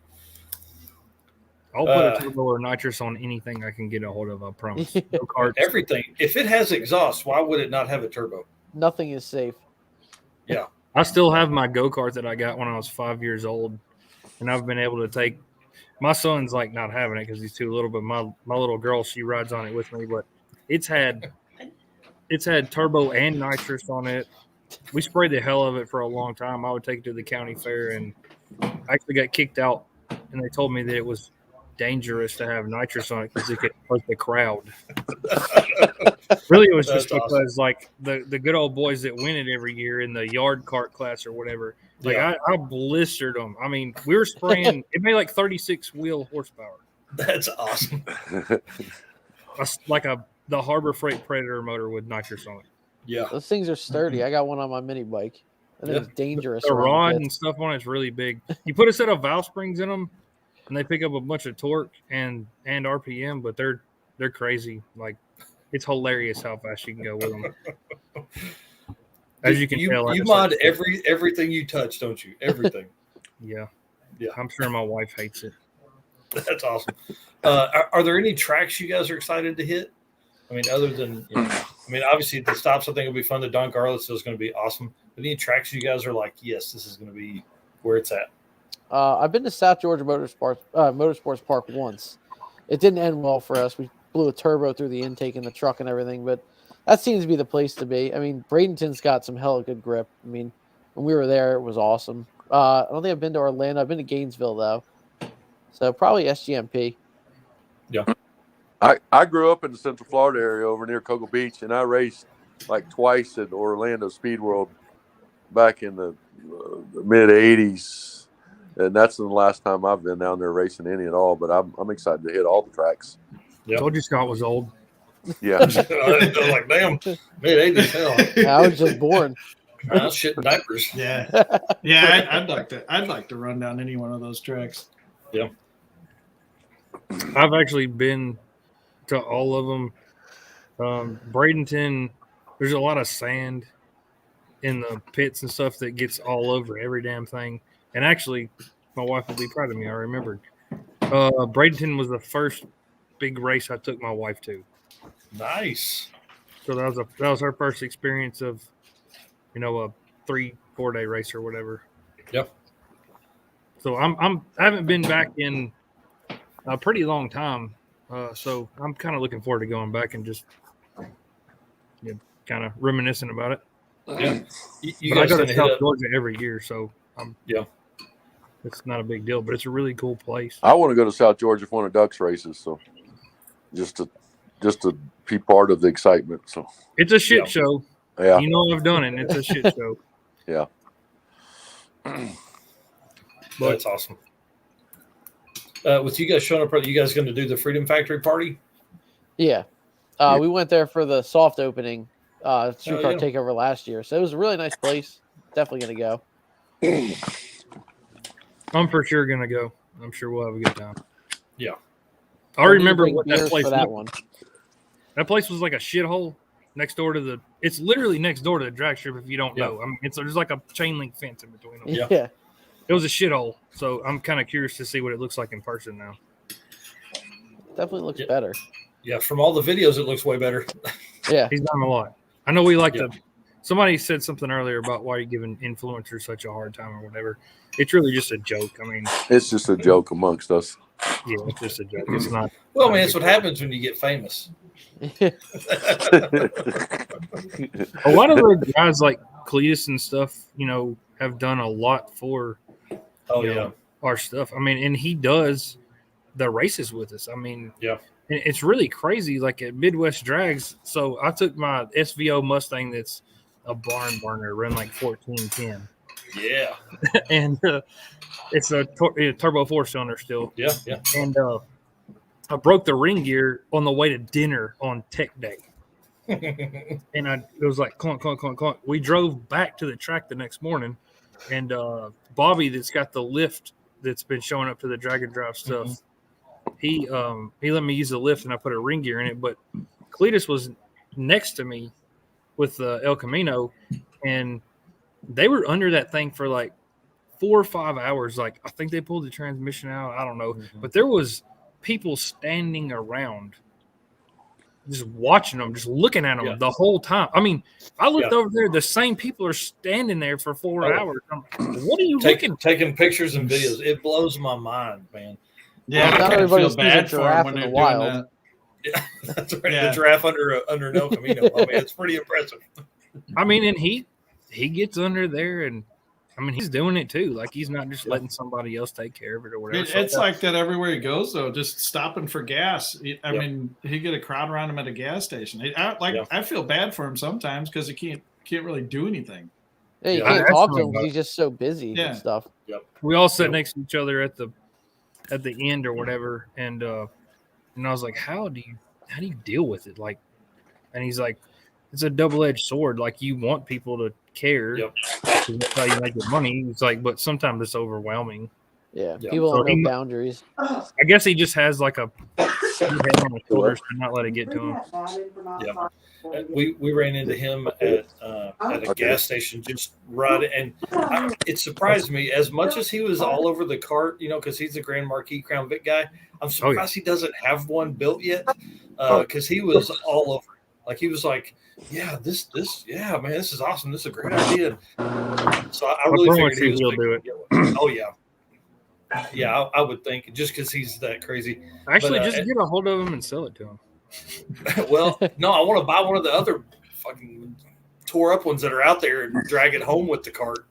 Dude, my goal is to somehow get in that race with the Crown Vics. Yes. I want to do that so bad. I mean, of course, everybody does, I'm sure. Yeah. I tried to get into the Danger Ranger, but I didn't get in. Yeah, I was gonna do the Danger. Cletus and Cars Indy that he's putting on, like something 800. I'd like to get in on that too, because we're doing Cletus and Cars Indy in May. What Doc talking about? That's something that what Eddie Miller would do.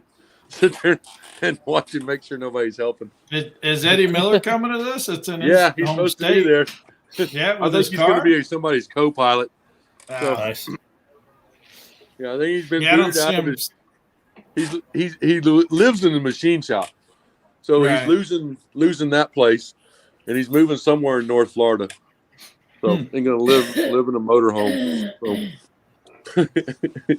You shouldn't be so serious about this stuff, really. I mean, I understand that some guys, want to be serious about it, but I mean, when you go to drag week, what do you win? You're winning a jacket.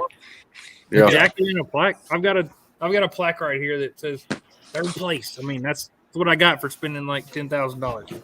Yeah, I mean, even if you won a big pile of money, it you don't talk about the money, you talk about the win. Yeah. It's about the adventure for Yeah. sure. The adventure. That's what I You can't wait remember the for. win forever. You don't remember what you did with the money. Yeah, that's for sure. I I remember go what I do to with I go any to money. win.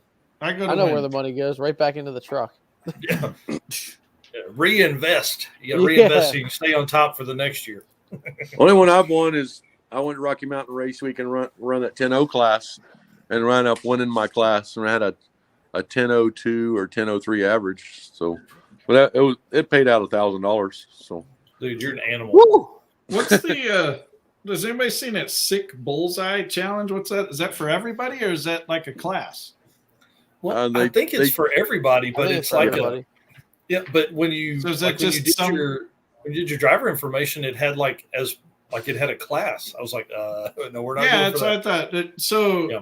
is that like a thing to get everybody to make a second pass for the day? I mean, I don't really understand it. Yeah, I think it's basically like, they'll put up like 37 and it'll hit, whoever's hits 30, 10:37, 11:37, 9:37, whatever, Huh. will win it. Yeah, but I mean, it would if you had a car that run 10-0 and the number was 37, it would make you want to go out there and make another pass. Just hit the Yep. brakes and see if you can hit a 37. pretty much. Yeah.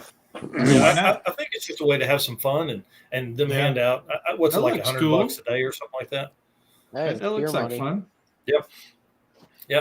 Yeah, I've said it for weeks now, but I think this event's going to change a lot of the drag and drives in the future. I think everybody's going to see how much fun everybody has, and there's going to be a lot more of that fun atmosphere. Maybe some shorter drives. We did, I think race week was like 300 and something miles from Enos to Tulsa, and it about killed us.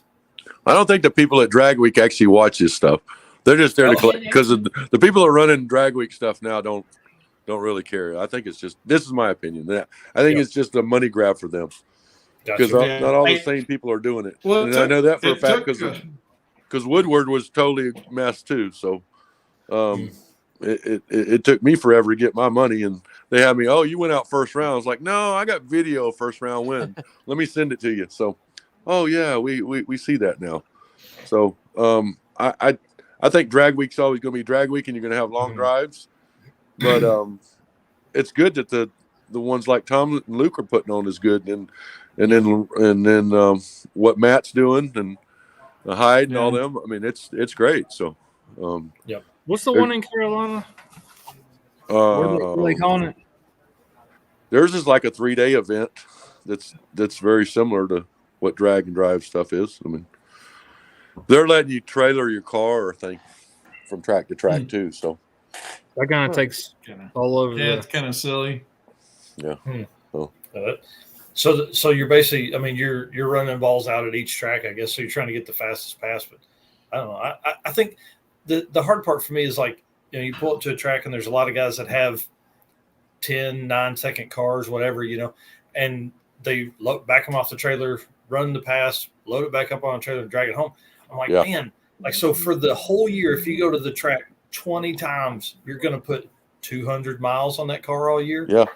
Like, what's the fun in that? Build an 11-second car and drive that motherfucker, Yeah, I say that every time I go to the track. I wonder where these guys, and if you go to a local bracket race, it's not uncommon to see 13, 14-second cars coming in on a trailer. Yeah.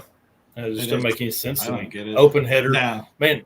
Open header running 12. Yeah, no alternator, open header, generators running on alcohol. Right. 7.0 index. 1350. Couple years ago, I had to get my license passes in, and it was like a month before Drag Week, and the only track that was actually going to be open on a Saturday was Amarillo, and it was 275, almost 300 miles up there.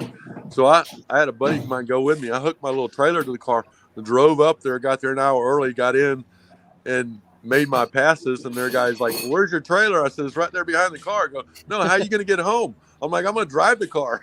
Yeah.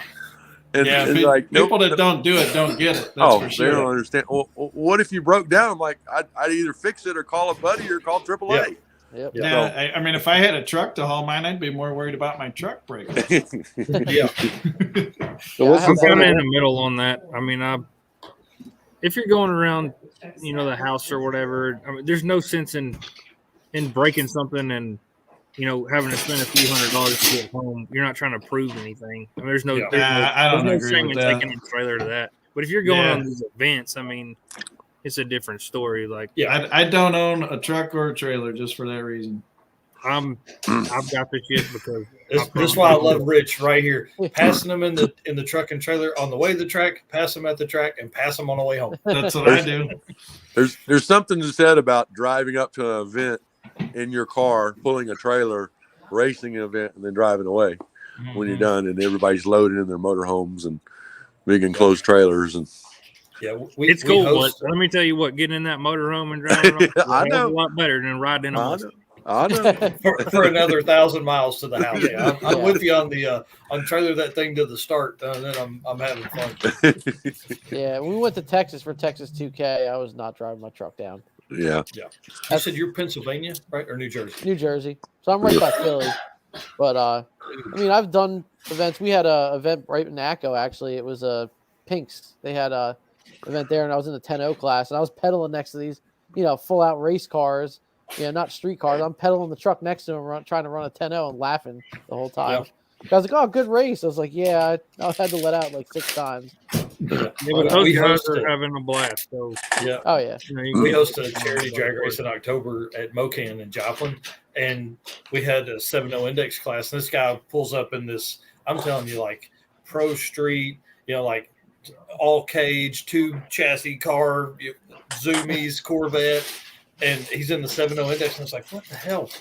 The dude that has done quite a few of our drag and drive stuff. We used to do a drag and drive weekend in April now.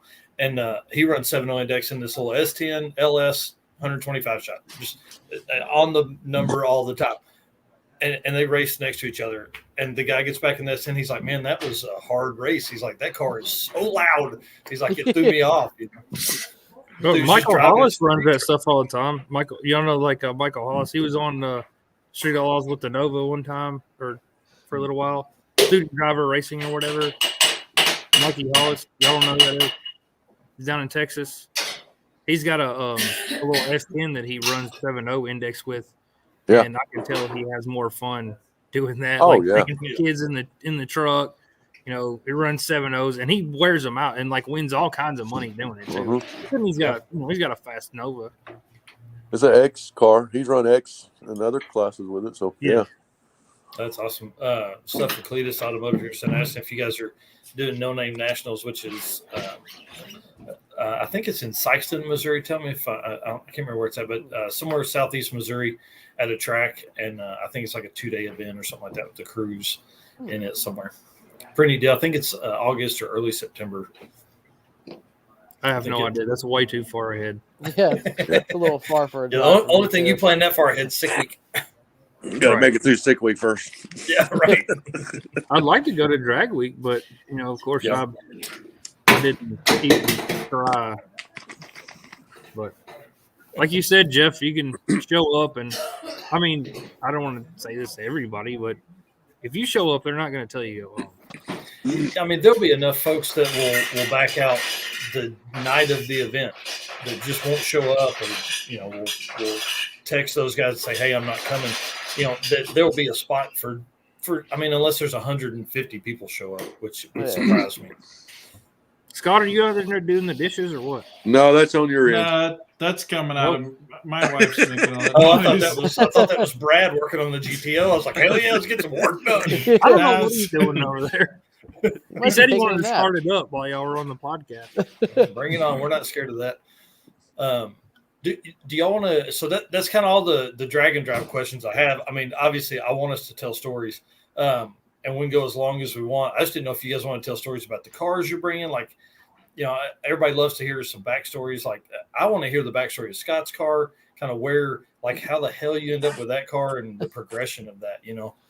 Because the first car, the only reason I'm super interested in that is because the first car for me was between my C10 truck or a 54 2-door that my grandfather bought as a project car. And so it's like I was kind of coming of age, and he's like, which one do you want? And at that time, nobody built first-gen C10 trucks. So I was like, that one. And now I'm like, man, with a whole family, like, wife and 2 kids, I'm like, I should have built the car. Anyways. Well, mine started off as I had a buddy of mine local that he picked up a '54 Chevy 2-door post car that wasn't running. He didn't know nothing about it. He just thought he got a good deal on it. And I got to talk to him. I said, well, we can get it running. We put a transmission in it, fix the brakes on it. And then a thing local track came up called Day of the Drags. It was 64 and older cars racing, a bunch of different classes. And the car had a small block with a 700 R4 in it. And it'd run 12.0s, 11.99s all day long. And Wow. He wouldn't race it. He says, you race it. I'll cook. He had a big old barbecue pit. So I remember that. I remember when it wasn't yours. We raced that car 4 or 5 years in a row, and I won the class every year.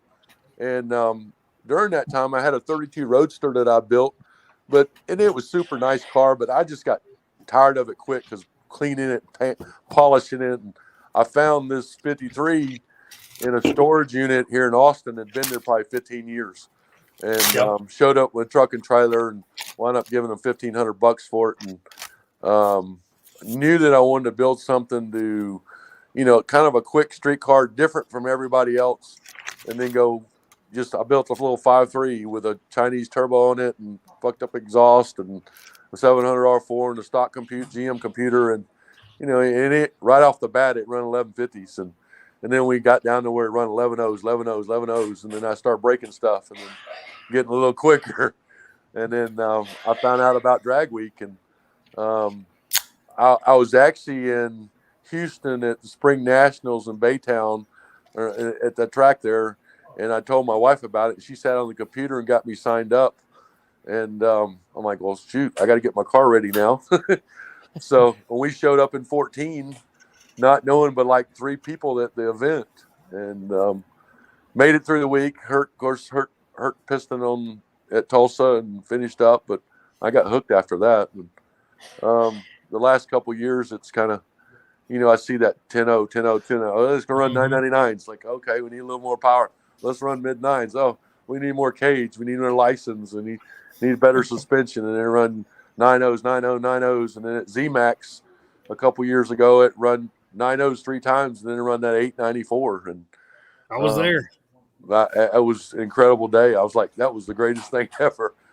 So, and I've just tried to work out bugs over the year on it and what it would do and what it wouldn't. And I got a really good engine builder, John Henson, local, and a great transmission builder. And a buddy of mine up in North Texas, Charlie St. John, he's actually taken it on and up a couple times with the rear suspension, setting that up.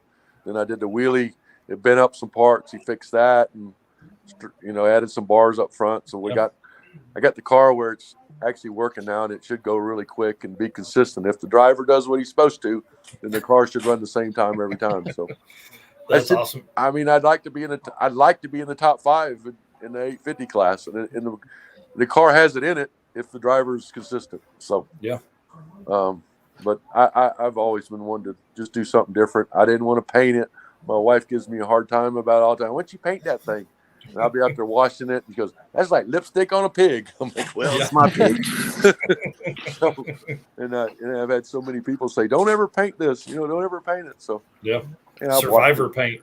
Yeah. So if you paint it, you have to worry about it. Forget that. Exactly. Man, and I could sit on the fenders and don't have to worry about it. And I clean the windows and vacuum the interior, wipe the seats down. So Jonathan Baker and Red Hat Scotty, you're talking about snacks. What do you guys eat on the trip? Beef jerky. Yeah, beef jerky is definitely a good one on there. That's some sweet tea, Doritos. Oh.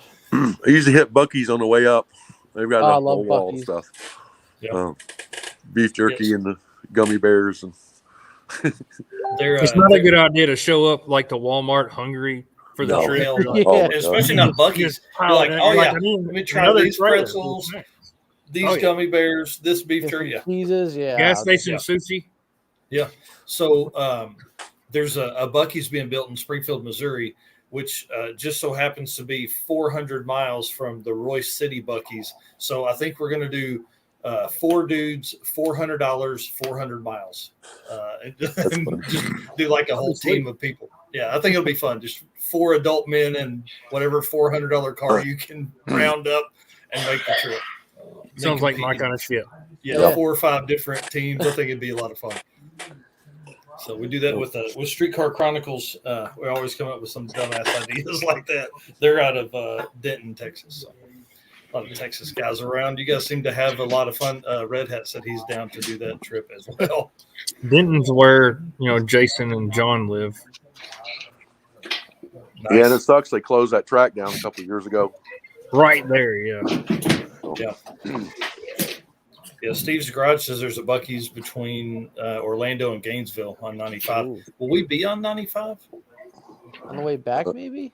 They're talking about a stopover in Daytona, so we'd have to be on near 95. Huh. Y'all are thinking way too far ahead. I have no idea. Isn't the Orlando to Somebody's telling me he wants out.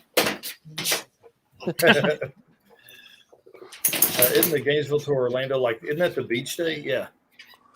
Well, that's Gainesville's in the so center of we'll the be on state, so is 95, Orlando. So we're going to Yeah. go 75 miles either side to go to the Yep. beach. Yeah, 95 is what runs up the coast there. Sorry. I'm ready. It's going to be a fun trip. I'm excited. Oh, yeah. It's going to be a long ass drive. Oh, dude. Yeah, it's going to be awesome. I'm telling you, Mike, it's like day 3, you kind of – the hard part about life, that we live is that everything we're so fast paced, that by about day 3, you're like, holy shit. Like, okay, I'm slowing down. I'm going 55, 60 miles an hour. I'm stopping 3 times every day to see shit and hang out with my friends. Dude, it's going to change your life, I'm telling you. Just because of Scott, will you say, you just live at a slower pace that week? Yeah. It's not how fast can I get here? How fast can I drive 107 miles an hour to get to the beach to be on vacation for a week, to relax. You're just relax the whole time. Just take it all in. Dude, it's going to be great, man. I'm telling you, pull into a hotel and it's like 1965 in the hotel parking lot, there's just all these cool cars and people are drinking beer and hanging out and talking and stuff. It's a good time. That used to be the best thing about going to the LSX shootout stuff I used to do and stuff. Everybody would hang out. And I did the Hot Rod Power Tour, too, a bunch. I did it from, 1999 to 2012 or something with my dad. Yeah. Everybody would hang out or whatever. Always wanted to do Drag Week, but, I couldn't afford to do it. I kept up with it. And then kind of going off the rails, but when Jeff Oppenheim caught his car on fire. What year was that, Scott? 16.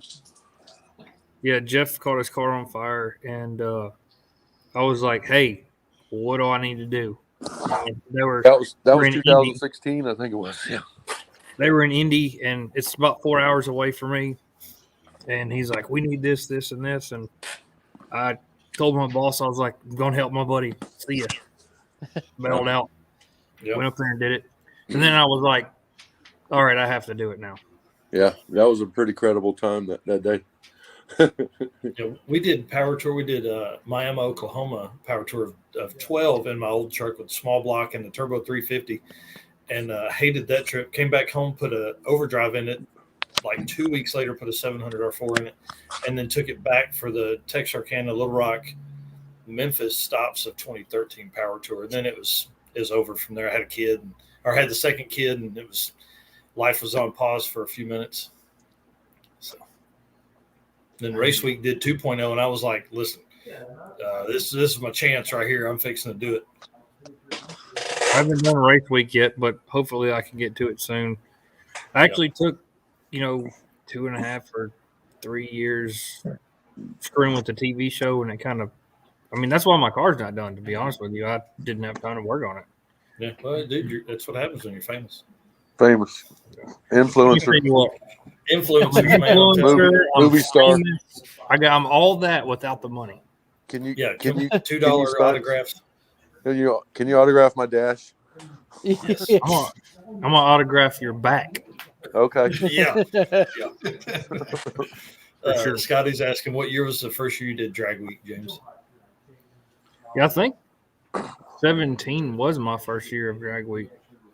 Yeah. Like I said, I kept up with it, and watched everybody or helped everybody. Yeah, But because 16's the year Jeff hurt his, and then you came this next year and you weren't ready. And you didn't make it far. You had to leave your shit at a gas station somewhere. No, I left my car at a tow-in lot, Yeah. and then I rode with a couple of the buddies that we were, rolling with, and I finished the week out just riding around, and we went back in my car. Yeah. But that sucked because thinking my car sitting in it was inside a building, but it sucked ass. But Yeah, I just don't trust anybody. That'd be my struggle. I'd be like, get away from my shit. Yeah. it was cool. They I can't remember the name of the towing lot, but they took care of me. They put it in the corner. Nobody messed with it. That's cool. And my trailer that I had behind it full of who knows how much money worth of shit. Yeah. But I had a good time just riding. And then, 18 came around and I was like, I'm not breaking down this time. But that's kind of got, when Jeff broke or when Jeff caught on fire, I was officially hooked. Like I had to start doing it. Yeah. Try to do all the Midwest drags and drag week. And Danny put baby in the corner. That's funny. Yeah, Scotty says that was the year you took the picture, the That photo is. of my sweet AC hack. so Red Hat had, I don't remember what kind of, it looked like dryer vent, and it was coming around the A pillar and into the window. Yes. So it would blow air in or whatever. And I took a picture of it. I was like, that's a great idea. Yeah. Yeah, we got to Indy that year that Jeff caught fire. Jeff sent me a message when, after it happened, and we were already 3 hours ahead of him, so we couldn't do nothing. And then we got to Indy. I made my pass, and then came out there. Well, Jesse Martin came up to me and says, "Hey, you know where Jeff is?" I was like, "Yeah," and he's right outside the gates. He goes, "Well, can you give me a ride?" And I waved this guy down in a golf cart. And it was actually Monty Smith, and he took some jack stands I had, and they rode out there. And as soon as we got situated, we ran out there, and I helped him get the wiring done under the hood, and in the engine bay, and get it running. Then James showed up, and the rest is history. So I was amazed that they would even start. So what was took us a pretty long cool. time is loading the damn firmware. I think I brought a whole Holly harness, computer, some sensors, and maybe a throttle body. I mean, I brought all kinds of shit. And, so many people were helping. And then at PRI that year, a bunch of us got together, and one guy brought a hood, a Glass Tech hood. I think it was Greg Hurlbut. And then a bunch of us got money together, and I gave them with the money they sent me as a gift card for $700 or $800.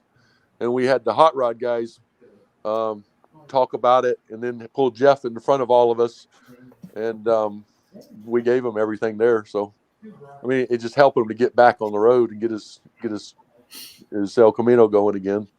Jeff That's would kind of the probably take friendship his thing. car apart to let somebody else go. So he's very selfless, very good guy. Oh yeah. I mean, That's awesome.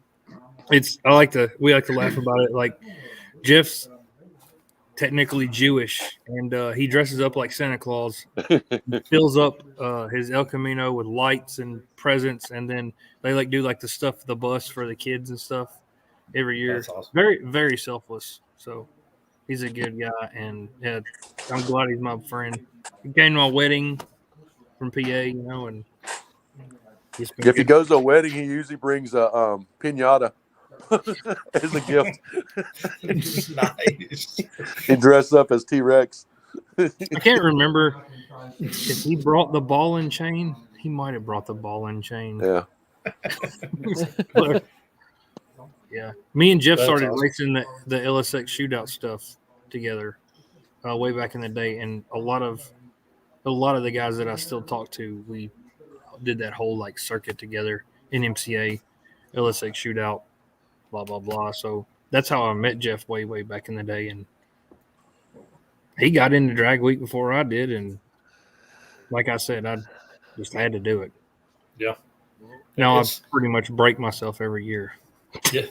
Well, and I think that goes right along with Justin's question, is what's the best part about a drag and drive event? Like I said, this will be his first one. So the drag racing part, interaction with everyone, or the overall experience. I mean, I would think the overall experience, just for me, like, it's the overall experience. It's the friends. It's the lifelong friends.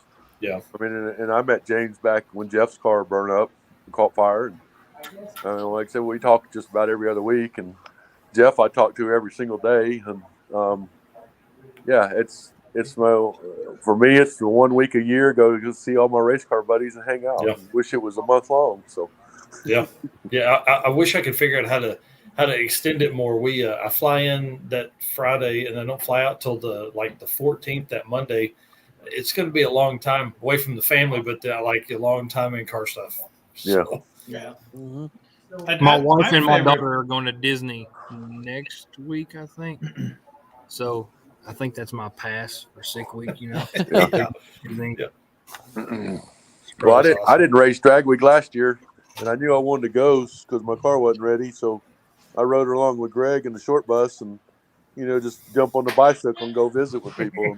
Yeah. I had a mess with I was wanting to sell my car last year because I was just tired of it. Put so much money and time into it and having problems. And I get there and I had 50 people ask me, where's your car? Why ain't you here? Blah, blah, blah. I'm like, well, I got to get back on it. So You're like, dadgummit. Okay, Yeah. fine. yeah, Oh, race cars are a terrible, terrible idea. yeah, Yeah. they're horrible. Yeah. Worst thing in the world. But we're all insane because that's the definition. Doing it over and over and over and over. Pretty again. much. Yep. Like Brad here, I told him I actually bought this GTO a year and a half or 2 years ago, and it was actually the world's fastest GTO in 2005.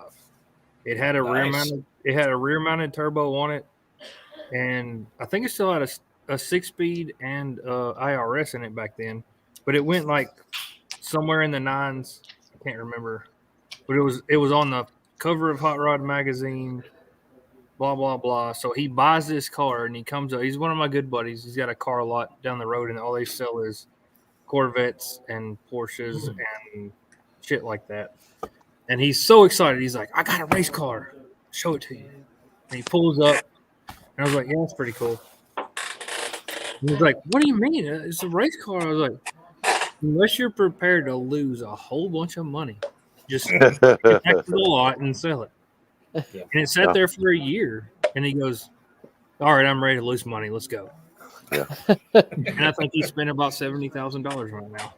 Yeah. Sounds about right. Race cars Yeah. only cost $300. That's Yeah. what I tell my wife every time. This part's $300. I need it.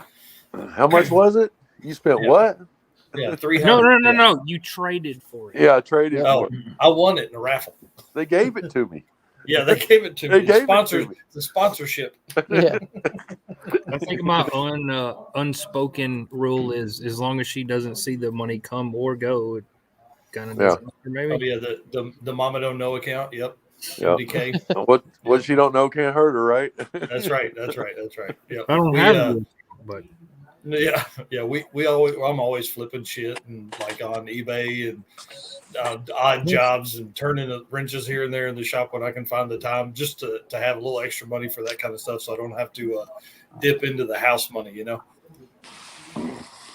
my roof was sweating on me just then. Like the roof was dripping on me. Nice. Out there in that damn barn. Yeah. It's not a barn, damn it. I got like $4,000 worth of spray in insulation here. John. Dang. Damn. Nice, man. Yo, what haven't we talked about? What do we got to talk about some stuff. What do we need? Huh. Who you think's going to be Jeff? the all winner? Oof. I mean, dude, Tom or the blue vet? I'm going for the Volvo wagon. Oh, that would be fucking sweet. That Volvo wagon's badass. I don't care Man, what I mean, you say. can he run those times? Can he run like low sixes as an average? Hey, I mean, I know he's been sixes. he's been mid sixes. Wow. They just come out and been freshened. So yeah. I don't care what it is. 6 anything in a Volvo wagon. Dude, I mean, literally a brick. Yeah. That car's cool. Literally a brick. That car's impressive, man. Yeah. It is. I mean, that shit's cool. You know, like Another one I like it's to got see. the Bel Air there's going to be like one there. There's going to be one Volvo wagon. And my dumbass has got like a Mustang, which is super rare, you know. Yeah. Hey, Scott, can we get you and Rob Lapenske lined up at some point during the week? If he wants to. Dude, that'd be awesome. He just put a hood on the car. Y'all two would look badass. His is a little higher in the front than yours, but I'd like to see Joe Barry win overall. Yeah. He's probably one of the coolest dudes out there. So having Joe win overall would be great. Mike, we've done all the talking. You should do some more talking. I mean, I can do that. What kind of other shit do you got? You got that truck. You got that Coyote car. So that's a shop car for my buddy Craig. I'm just a driver for that thing. It's just got a little turbo on it, stock motor, oil pump gears, and it's been 890s. You got the stock oil pump gears? No, it's got oil pump gears. Okay, I was about to say it's a terrible idea. Yeah, because I beat the shit out of that car. It's fun. If it breaks. Is it a 10-speed car? Yeah. I think it shifts great. They're ridiculously fast. Man, that's insane. I don't understand it. Like, I love it though. Like those. I mean, how fast the 10-speed been in a stock setup, stock converter? Like 8s, 7s, low 9s. Yeah, they've been in the 7s. They've been 790s with the 10-speed. I think that's insanity. This has a comp 76, 75 on it, which it's at a turbo already. But on stock converter, stock suspension, it went 890 at 156. And I was like, holy shit, this thing actually I've got flies. A race car SN95 with a turbo LS and everything in the world, or a stock Mustang with a turbo. Yeah. It's fucking crazy. They literally made the new rule like a week after I decided not to do that and just buy this other car. That was the only thing keeping me from buying like a 19 model GT Mustang was the cage. I was like, I don't have time to do the chassis work. And now it's non-flat. Now you can just buy a car and run non-flat. But I don't think you can run it in competition, though. Like, you can make the passes, but I'm not sure you can run an NHRA competition with that. Oh, wow. I'm not 100% sure on that, but a few years ago I heard people saying that, like, you could run in time runs, but as soon as it comes to eliminations, if you don't have a cage in it, you still can't run it. That's crazy. On an NHRA NA cars going stock converter 150 to the 64. That it might work on 136, I think. SickWeek. And these have trans brakes from the factory. Yeah. You just use the paddles. I was like, holy shit. Yeah, my buddy Jonathan that just messaged or whatever, he's a big Coyote guy. One of my local buddies. He actually just moved back here from Dallas. And he's a real big Coyote guy. He knows all kinds of shit about him. And he tells me just crazy shit about, I mean, we just, like I said, like we do all this work to stuff, and you could just go buy a freaking car and slap some turbos on the motherfucker and just go the same thing. I'll tell you, I mean, driving that thing is fun, but it's a can have Mustang. Everybody's got Mustangs. When I have the truck, I mean, like I said, Red Hat Sky just asked what the fastest pass. I've been at 955 in the truck at 145, and that had a stroker motor in it. That was just, it was a 9.2 compression, like nothing crazy. It had a bad fuel system in it. So the new motor is at my buddy Marty Brown's right now getting built. So that's a full stroker motor. It's got a Dragon Slayer crank. The boost line rods, LS2K pistons, PRC heads. That motor is made over 1100. The motor in the truck now only makes like 850. So I'm going to try to go 8s with that truck this year. And it's 4,500 pounds of me in it.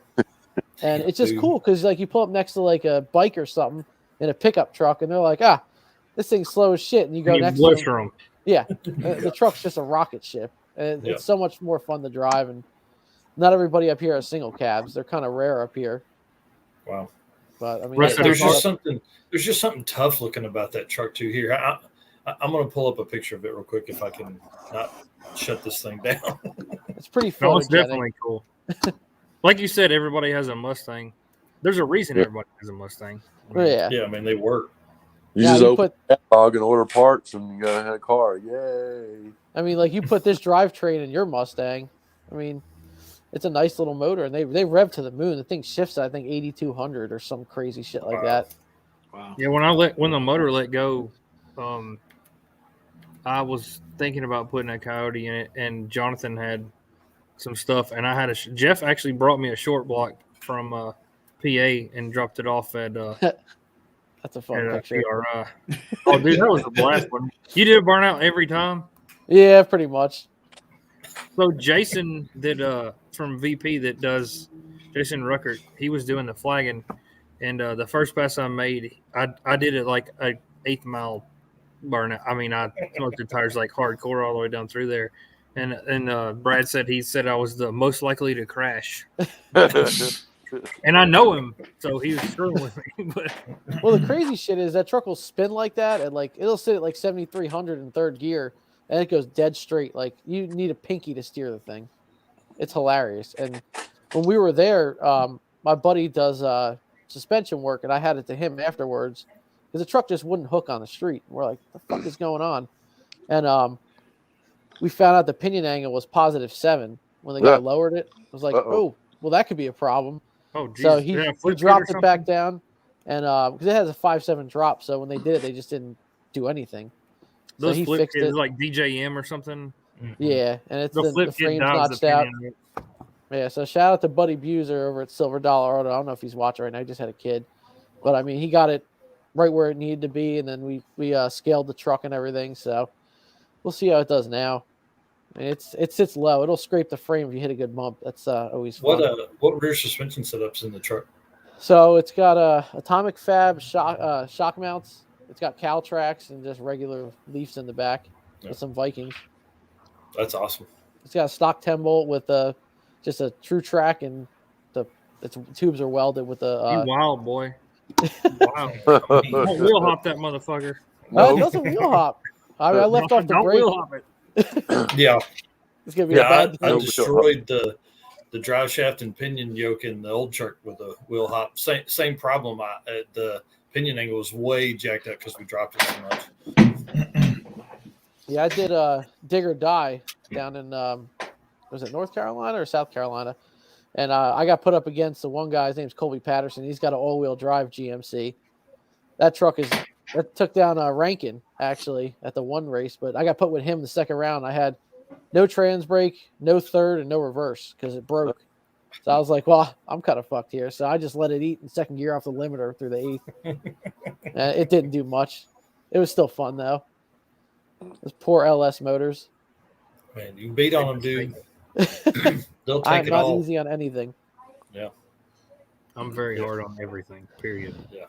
I promise. I don't get like the 4.8 that's in the old truck. I mean, it came out of a rolled over Tahoe with 210 on it, and we've thrown, I don't know, it's just a VS 7875, and it's seen 20 plus pounds a lot on just decaps and a 450.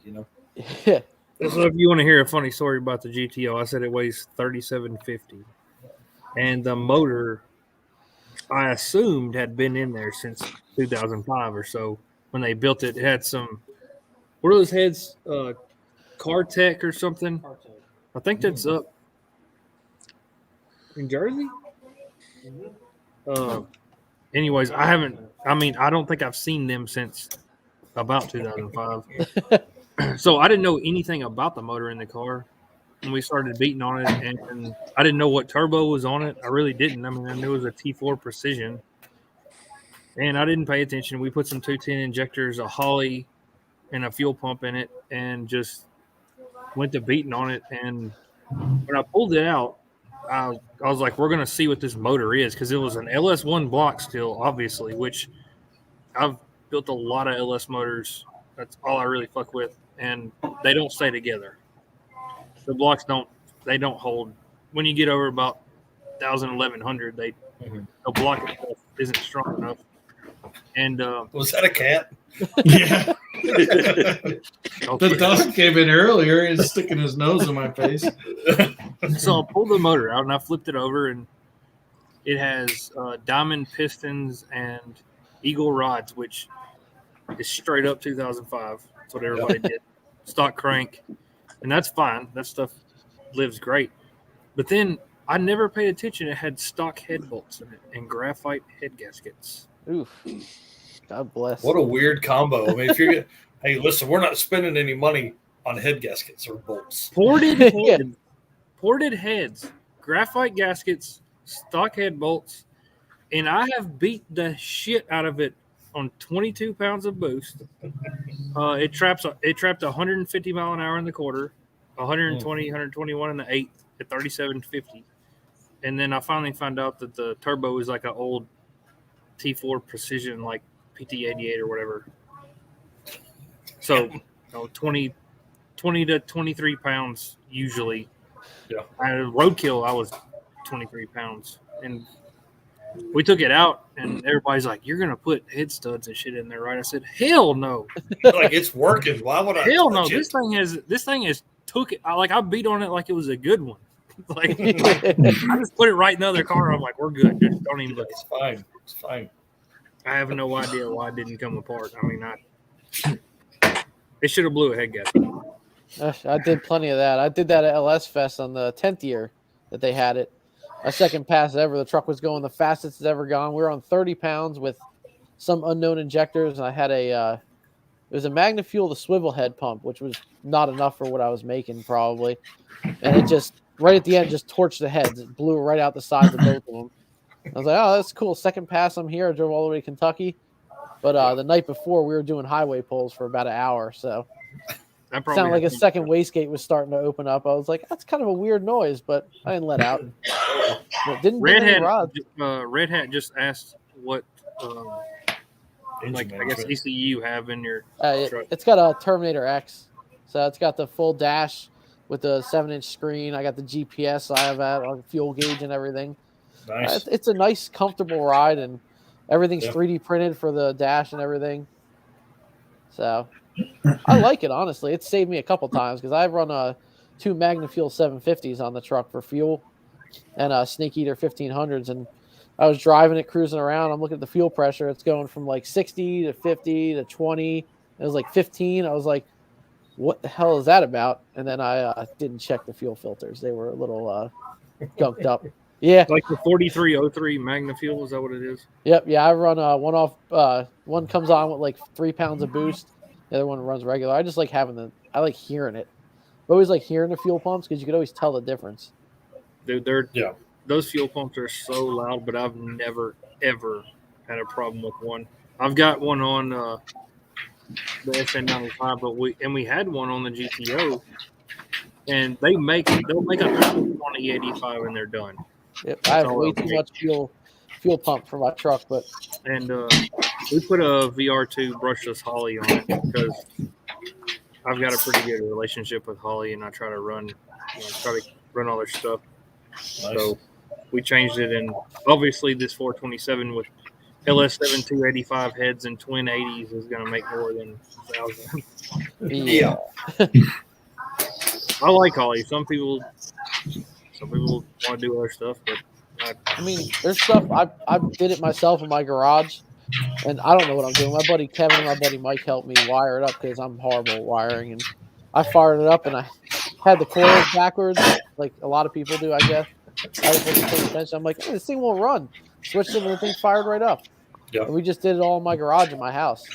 I have a little 20 by 40 shop that you see right here, and it's pretty good. I think I need to go bigger turbo though. Right now I got a 8896. It's a T6 from Jose, and it runs good. I think it's just out of steam up top, but we'll see once we get the big motor back in. The 96 really, you can run past it real easy. Like we did. I think I went from an 88 96.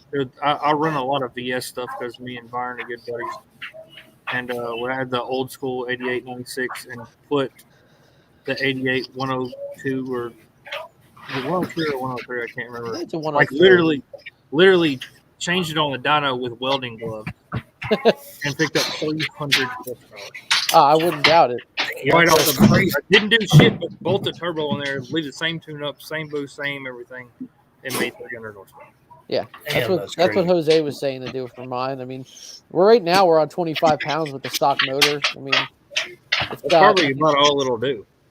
Yeah, I mean, we're not cranking the timing up because we want it to live. But I mean, honestly, I got my built motor. It'll be done next week, so I can just kill it on kill it on Sick Week the last day. Yep. But I'll wait before everybody else makes their passes. I don't want to scatter the damn block. We got puppies over there. Yeah, I'm getting attacked by the dog. Damn horse. Yeah, he's 160 pounds. God, that's crazy, man. That's a big dog. That's awesome. But I mean, I put 2,500 miles on this motor, just beating the shit out of it. We've been on the street with it, trying to make some street passes. I mean, it's banged the limiter plenty of times. And it was like an $1,800 motor that I actually got a week before Roadkill's event. Nice. And we put it on the dyno, and it started making like a lifter noise. I was like, shit, man, I got like 3 days left. Pulled it apart, and one of the something was loose under the valve cover. It was just like the rocker arm was loose. Yeah. I was like, I'm an idiot.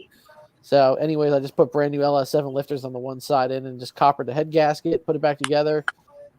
We had to rebuild the trailer the day before we left. And went up there and cruised around Detroit for a couple days. That was fun. The lifters in the old truck, I thought I kept having a lifter noise. Turns out it's just it's going to make that noise, I guess. I mean, we picked up lifters out of the dirt, cleaned them off, but I mean, like some of it just keeps going, man. It's probably the push rod length. Yeah, like to do it. Probably. We've got a throw 7 400s in it. Yeah, I don't know what these are. I'll have to look, but Comp did a setup for us. Usually the push rods are the noise that it makes on the lifters. Yeah.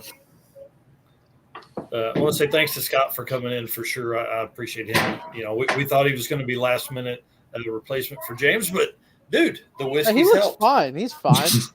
Fine. Give him about another 8 minutes, and he'll start talking in circles like some old lady. You're just gonna see his head just like this. I can already do that. I can already do that. I'm so tired and worn out, like I can't even keep my eyes open. That's awesome. Geoff, dude, we haven't talked much. Man, tell us some stories, bro. We gotta know about the car or about drag week, man. Yeah, hell yeah, all well, that stuff. so it started out. I mean, I could go forever, but in 09 I won. I had a white '78 Malibu, and it didn't take, the car I think averaged 12-20 something like that. It wasn't real fast, but it was back then. So then I was kind of hooked on that. I did a lot of bracket racing here in the class I was in. Just 12.0 was as fast as you could go as a 12.0 car. And I told my wife, I said, well, we don't need to go quicker than 12.0. And then after the first drag week, I said, we got to come back with something nasty. So I built a 383 it had a Vortec headed 406 in it, 350 turbo and a 308 rear end in it. Came back so the next year I built a 383 with a 671 on it, put a 9-inch in it with 273s in it. Figured all the extra boost, we'd have all kinds of power. Melted a piston 2 weeks before drag week. So then I'm like, crap, I'll just put the old motor back in. So I put the old motor in. All I did was take it out beginning of the summer, set it on the floor, covered it with a tarp, and it had been sitting in the garage. I put it in, I started up, I do a big old burnout pulling out of the shop, breaks the crankshaft right in front of the shop. Oh my God. And that was on my birthday. Jesus. That was on my birthday. So, like the snout up there, the pulley. No, I broke it right in the middle. That was the blower motor melted a piston, and I didn't have time to fix that one. So I put the old 406 back in, no blower, naturally aspirated, broke the crank on the street. So then real quick, I took both engines apart and built another 383 out of pieces I had. And this is 1 week now before drag week. And then there was, I'm like, I got to do some testing on this thing. So Benton Racetrack out in Illinois was running some big bracket race the Saturday before. And so we drove the car 150 miles out to Benton. And the only class that was still running was Super Pro. So I entered it in Super Pro, made one pass, and I was out, obviously. And drove it back home. It survived that ride, took it on drag week 10 and won that. And then I said, all right, we're doing good now. So that motor was doing good with hardly any testing. So took it on 11, got rained out. Oh, wait a minute. No, that's not what happened. 2011, I bought the 66 Chevelle, and I said, we'll fix the blower motor. We'll put it in that car. So the white car still running. The 66 got the blower engine. We towed it all the way to, I think, 2011. We towed it to Topeka, Kansas. made a couple passes there, and the car just ran like garbage. I kept yanking the harmonic balancer off, and I had a hell of a time keeping it on there. And then once it came loose a couple times, it was like wallowed out. It wouldn't stay on. Yeah. So after we bailed on the first day, trailered it to Great Bend, then decided to go back home and get the white car. So we trailered it back home. That we missed the Amarillo, Texas that year, and drove the white car back out, met up with everybody in Tulsa. They let me make passes in Tulsa. Then we drove it to Topeka, made passes there, and then it got rained out anyway. So there really wasn't a winner that year other than what they took on a 4-day average. Yeah. So then the next year I took the white car again. Then the year after that, I built a 421 small block for the Chevelle, took it out, and I had no cage in it, so I couldn't go quicker than 1150. So then the year after that, I decided we're going to put a cage in it, and went out. Was running like 11 teens with it and was doing really good. But I don't know if you guys know, there was a guy in 2013. There was a guy that was a guy named Steve Boyer, and he was a handicapped guy, and he built himself a dart, and he was going to do drag week. And he ended up getting a heat stroke on the first day. It was like 100 degrees. We left Bowling Green, Kentucky. He got heat stroke. He went to the hospital and apparently never made it out of the hospital. He died on that drag week. So anyway, so fast forward to 2014. I'm going rounds. I think there was only a couple cars left, and I pull up next to some guy bought that car and was racing it in memory of Steve Boyer. So I pull up next to that guy, and I'm knocking cars out like they're nothing. I didn't race him. It was the round before it. The winner of the round I was in was going to have to race that car. I pull up to the line. The car's doing everything good. The light comes down, and I hammer it. I tree the crap out of the other guy, and the car just backfires and dies. And I just watch the other guy drive down the track. And I'm like, okay, hope he breaks out. And he doesn't. He hits the brakes, and he ends up winning. Anyway, the car of Steve Boyer ended up winning that year. So I was like, wondering if some higher power might have been involved in that. So it'd been trying to chase a win pretty much ever since then. Then right after that, they changed it to a Pro Tree. And they were letting guys with trans brakes in, and mine just a foot brake. Stock suspension car, and I can't cut a light on a Pro Tree. So it was pretty much impossible to win for me, what I thought, until this year it all came together, and deep staged it, and the nitrous helped with the, getting the thing out of the hole. So it did pretty good. But that car twists up like a pretzel. I got a picture of it here. It's in the SICK magazine. Yeah. Let's see if we can line it up here. But that's probably the best picture anybody's ever taken of that car. But that was in the elimination rounds on the last day. But it's steel wheel hubcaps, That's exhaust insane. Yeah. So it's, and then like you guys were talking about nice cars, that's probably about as fast as that car is going to go. It's been 1020, low 1020s, but it's too nice to go full cage in it. And so I actually just recently got gifted a 81 Fairmont station wagon. Yes. And it's rusty. Drag car nowadays.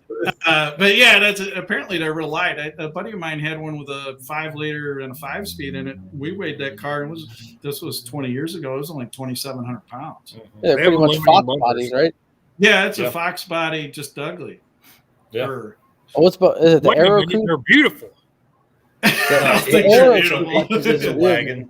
They got the real giant back window up the sides. It's I don't know. It's a goofy looking car. I love them. I'm not gonna lie. I actually had a Malibu wagon too. I took in 16 and 18. I had a Malibu wagon. It was painted up army green with star on it. We called it the War Wagon.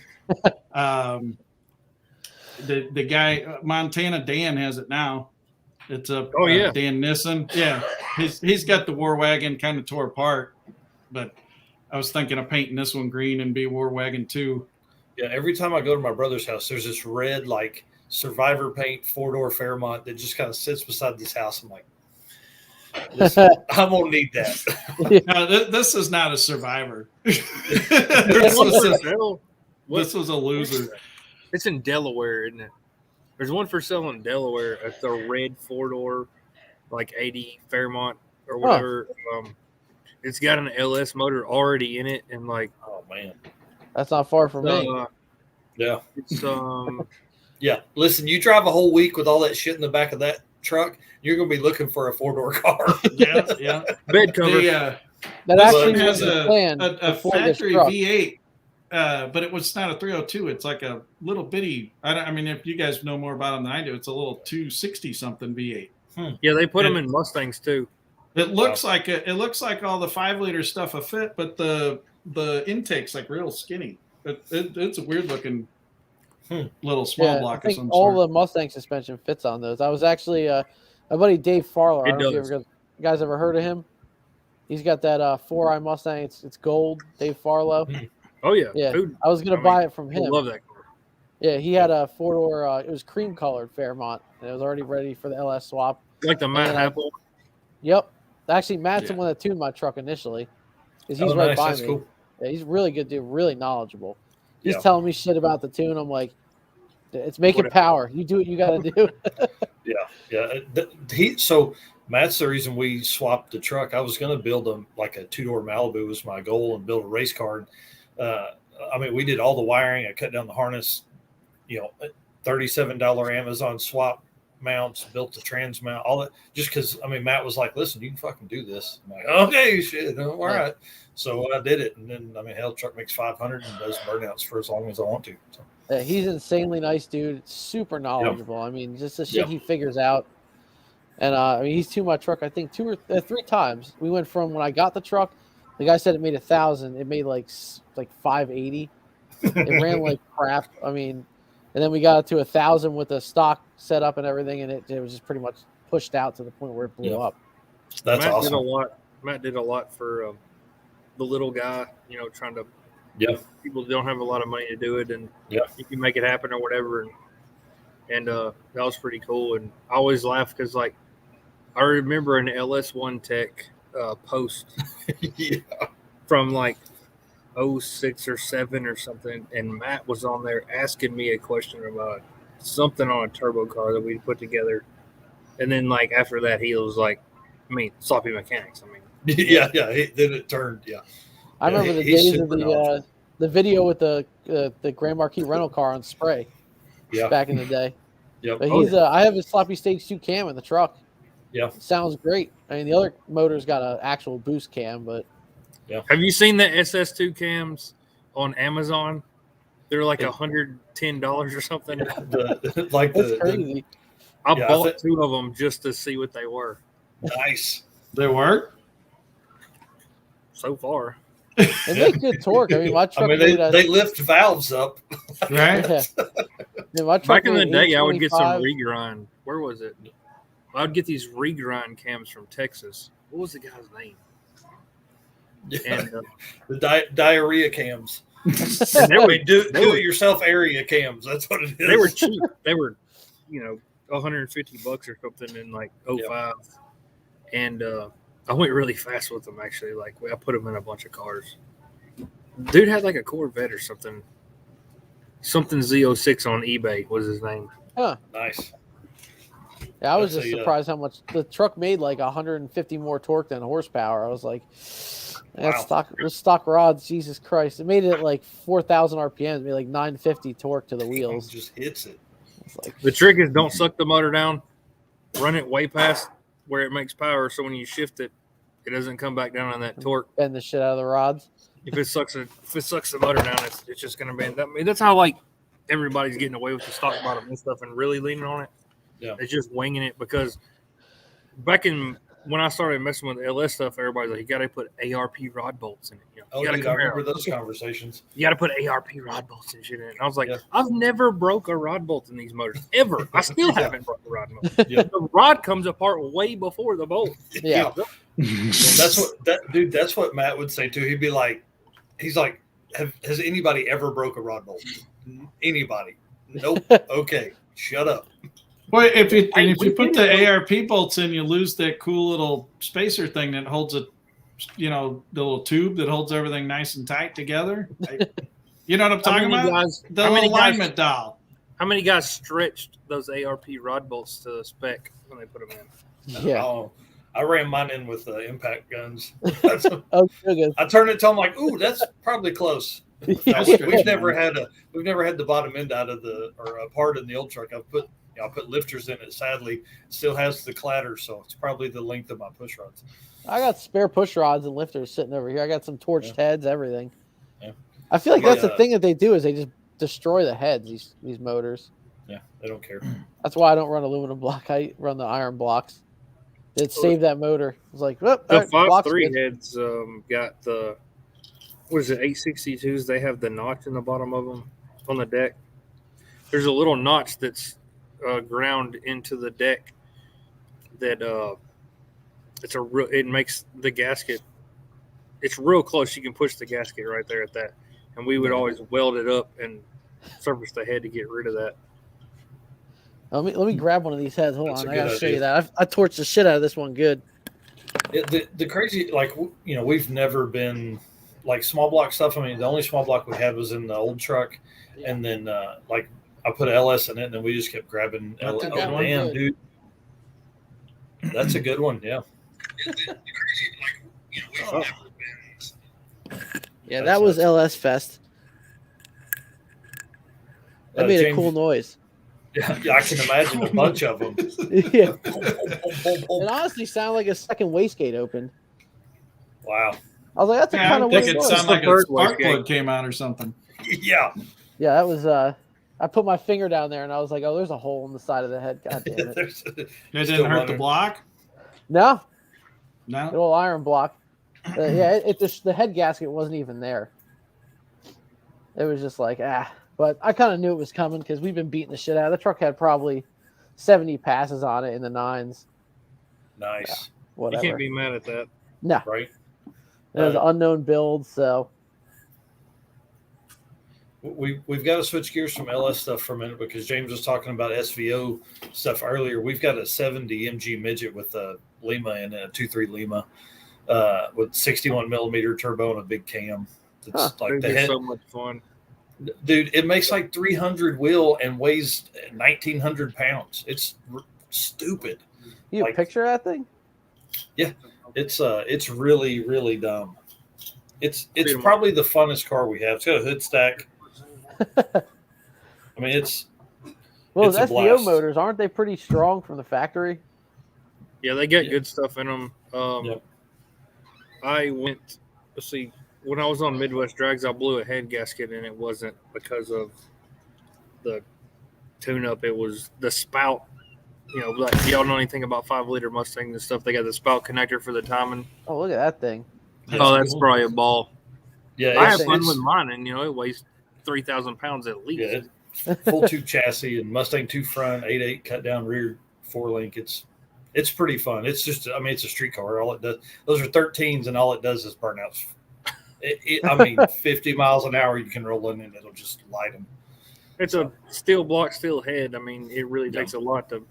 I was at Indy, and the spout connector, it's got 2 wires, and we're talking about 1986. I mean, the wires were just worn out, and I guess when I shifted in, I think third, the wiring harness kind of jiggled around and grounded out, and it just sent the timing through the roof and popped it. I mean, I heard the gravel before and I popped the head gasket at Indy right on Midwest Drags in a 14-second car. Nice. Yeah, Jonathan Baker says James heard that gravel sound in Indianapolis. Yeah. So we put a head gasket on in the parking lot at Indy, and I think we got to the next stop at like 5:30 in the morning. Got to the hotel. We hit our checkpoints and everything, and we got stuck behind a train at one point that was. I think it was like 30 minutes long. The train was going by. We just, God, dude, that's crazy. and I'm like, I just want to go to bed in our Sleep. 14-second car. uh, It was a ball. I put Pimp X, which is like Yep. the That's what runs the car now. Yep. and that made it, way better. And I did a bunch of drifting with it, and I finally hurt the motor or something in the bottom end. I still haven't took it apart, but I finally hurt something just winging it, just running it like 250 degrees on the floor, just drifting. Nice. Just fuck it.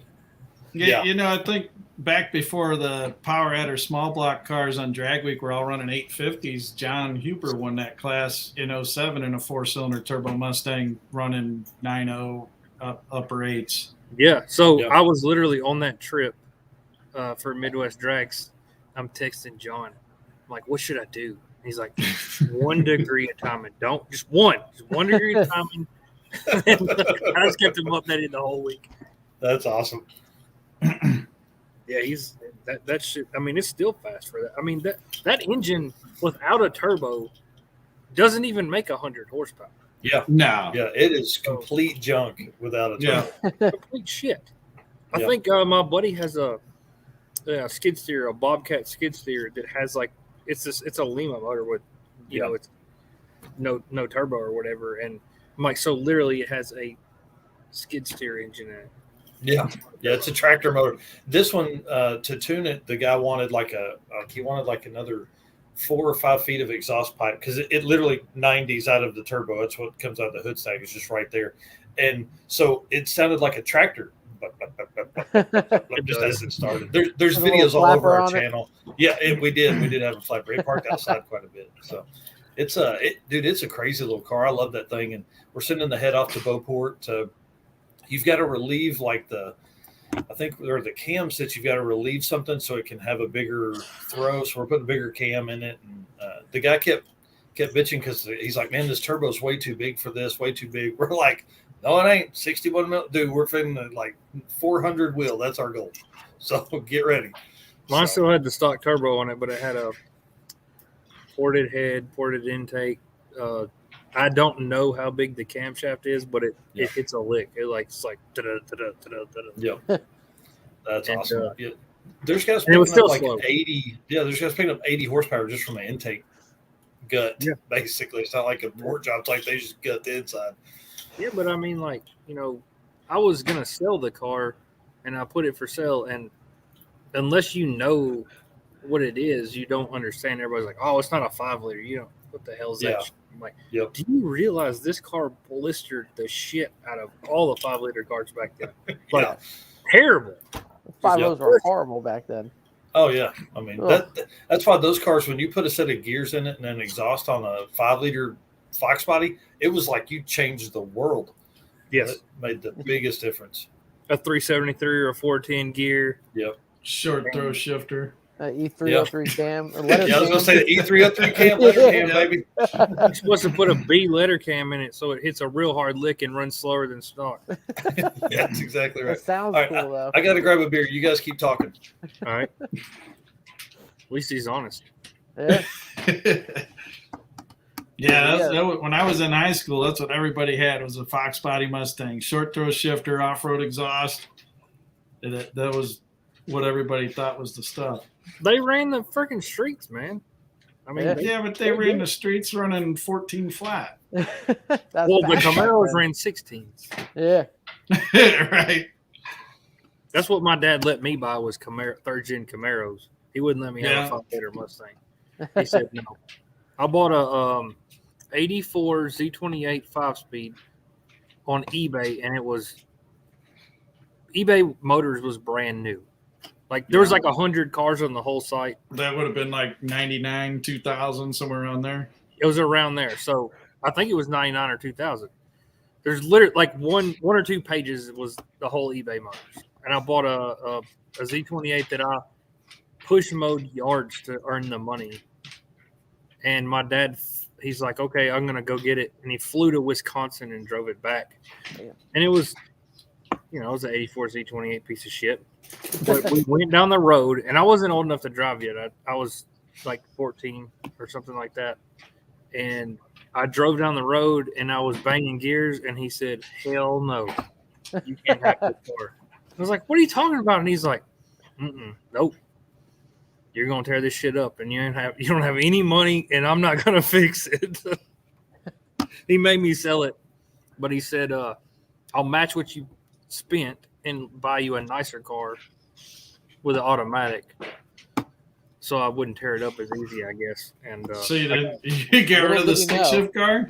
he made me get rid of the stick shift car, and I got a 92 Z20 or 92 RS Camaro with the automatic, and it was super clean. I mean, I'd love to have it back because it was like a brand new car. It was beautiful, like perfect condition, slow as a motherfucker, run like 1060s and 8 mile. Yeah, those cars were slow.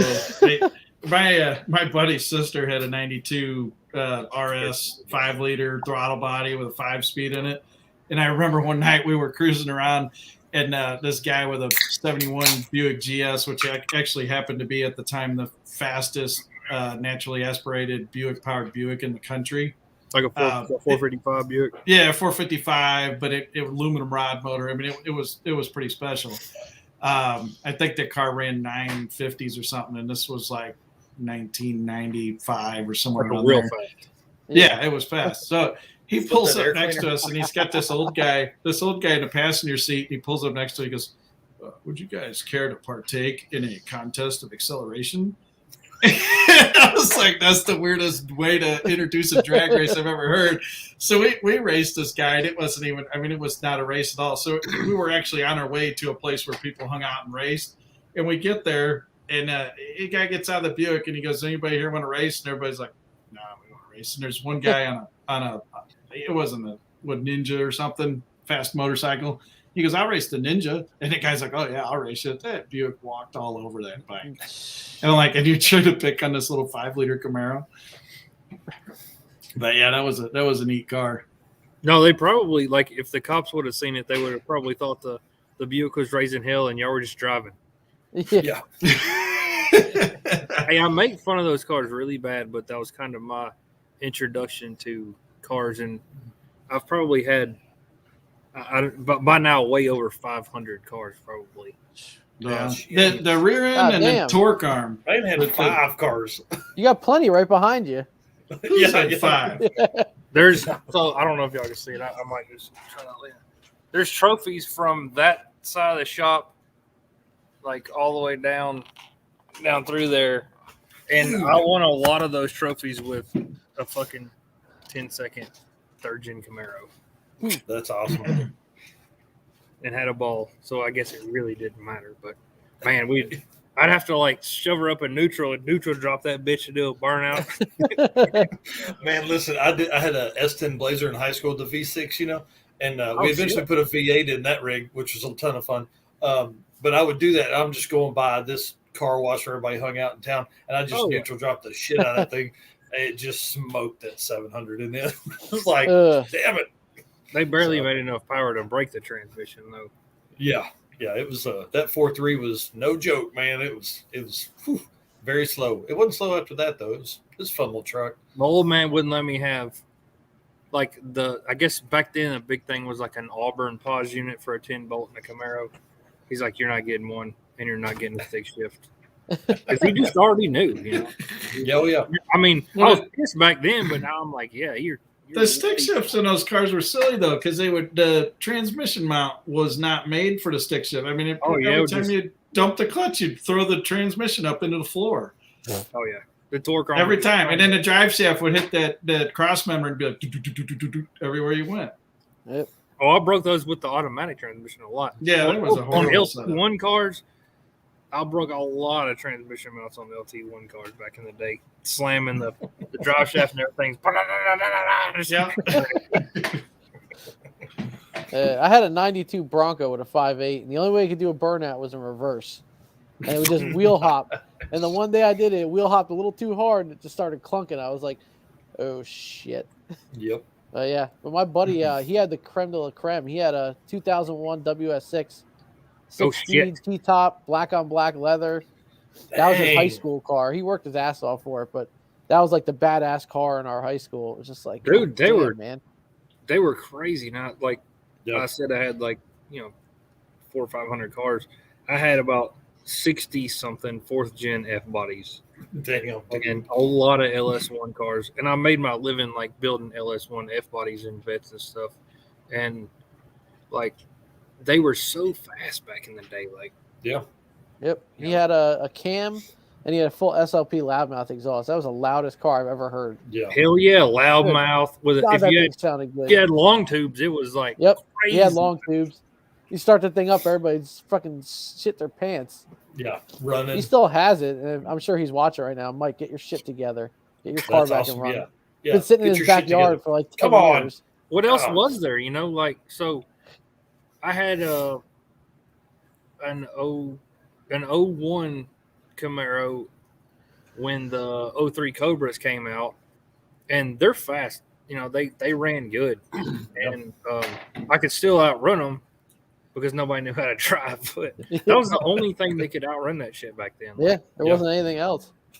You I had mean, to what have those cars run with like bolt-ons, like 12s. Yeah, That's fast. I graduated high school in '99, so like it was right as like I remember one night we were in the Blazer. Sorry to derail here. We were in the Blazer. And the LS truck had just come out. Like, I mean, this is literally like the 99 Z71. yeah. Well, it's like a 2-wheel drive. It's lowered already. I mean, it looked really good. Dude we didn't know anything about nitrous at that time. First race, I had him to the 8th. That truck was great in the 8th mile. And so I had him, and he comes back. He's like, "Man, you want to run again?" I'm like, "Yeah, sure, whatever." Dude, he spanked my ass. He goes back. He's like, "Man, I had to turn the bottle on the beach. I didn't think I'd have to do that." And I'm like, "What are you talking That's why about?" those trucks are still bringing $7,000 or $8,000. Yeah. A regular cab short bed truck. I mean, you got one. It's Yeah. I paid $20 for mine. Yeah. But it was already built. I mean, shit, if I put that thing out now with the built motor, it'd probably go for like 30 something. It's got it's Bogarts crazy. on it already, and I wouldn't sell it. What else? I mean, you could sell it for 30, but you spent 70, like I said earlier. Yeah. It's an investment. It's Yeah. an investment. I invest in my passion. Yeah, it's not like I'm going to go buy a Corvette or something and get my New Balances on. I don't want a car. Yeah. Yeah, you say that now, you'll be wanting a 4-door Fairmont at the end of the week. I'll just Or a trade somebody. four-door Fairmont right now. Yeah, Yes. dude, I'm telling you. I got one. It's a Fox body Mustang with 4 doors Yeah. and aluminum bumpers. Yeah, it's The a aluminum dad's- bumpers, it's a dad's that has Fox to be the coolest thing Ford It ever is did. very cool. Yeah. Yeah, that wagon has them. I was like, they were ahead of their time with that, even though nobody else ever did it. Yeah. I don't know why they did it, really, but I think they just wanted the car to be light, just Yeah. to get gas mileage. and they do Yeah. hellified wheelies. Yeah. You got them Yeah. under them. They do good wheelies. Yeah, suspension just works in that car, you know. Yeah, I was going to try to piece this one together with just junkyard stuff and see how fast we could get it to go. Yeah. No, just go get a 5.3 out of a truck. I'm not a 5.3 guy. I was thinking big block Chevy. Okay. Yeah, that'd be fun Like too. a stock big block Chevy with a whole bunch of nitrous on it. Yeah. That's okay. I'll be too. right back. I'm going to go hit the bathroom real quick. Me too. Is it potty Yeah, too break? much beer. Hold It's on. potty time. Everybody go to the bathroom Potty right now. That's all. So, Jeff, you doing drag week this year? Yeah, I'd like to. It comes through home here too. I'm Yeah. 10 miles from Gateway International Raceway, and apparently that's day 2. Nice. And I like the Memphis track and Bowling Yep. Green. So yeah, I'd like to do drag week and probably won't sign up for it. But I don't know. Do I get like a early invite since I won something? I mean, I would think you would. Yeah, so I we're- might actually sign We're up. talking about maybe trying to do St. Louis and Memphis stop, Yeah. and just come hang out. You know what I mean? Just come Yeah, for fun. no, There's that's a good no way I plan. can do a whole week, but just come hang out and see everybody and all that kind of stuff. Yeah, I'm going to do that, and I really, really, really want to do Rocky Mountain Race Week. I got a 69 Chevelle Super Sport that That'd be I kind awesome. of built just to do that. Yep. And was signed up for it in 20. And then I didn't go because of COVID came in. And Yep. I know they had it with the COVID, but I had a heart attack at the same time, and it just wasn't going to happen. Yeah. So I didn't go to that. And I even asked Matt Frost the next year. I said, "Hey, do I get in on Rocky Mountain since I paid to be a participant Right. last year?" He goes, "No, you didn't go. You don't get on the early invite Yep. thing." So I couldn't make it. I couldn't make it this year, but I'd like to do it. I'd like to really drive through the mountains with that car. Yeah. I think 1.0 would be. It's on my list. It was either 1.0 this year. I was going to do 1.0 and 2.0 this year, but then SickWeek came up, and I was like, I need to spread my vacation. I don't even out. really care to do the whole week. I've got one goal, and it's to drive my car to the top of Pikes Peak and take a picture. That's it. Yep. That's all I want to awesome. do. And I've been trying to get this thing going. I put a 540 together, and I put a 4L80 behind it, and I put 373s in the car, and the car's not drivable. You get on the highway, and about 75 miles an hour, it's only doing like 2,000 RPM, but it's below where the cam makes power. So the car just bucks and jerks, and like it's smooth at 90, but I mean you can't drive 90 anywhere. So I gotta do a cam and a head swap on it, and I think we're good to go. But I bought the cam. I'm gonna get some heads for it, but hopefully have it ready for Rocky Mountain this year. That's awesome. Yeah, I'm excited to hang out with Matt like away from race week. You know, like he's always so busy doing that stuff. So he's bringing his car and then Adam's going to be there. I think that's so. Who's gonna run it if he's racing it?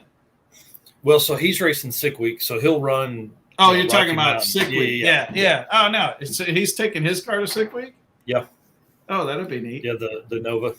So I only saw that car run the one time. He came to. I think what gave him the idea for Rocky Mountain Race Week is he came to Drag Week in 2014. Yeah. And I think he only made it the first couple of days, and the car was running like high sevens. He was having lots of problems, but it was an awesome car to see.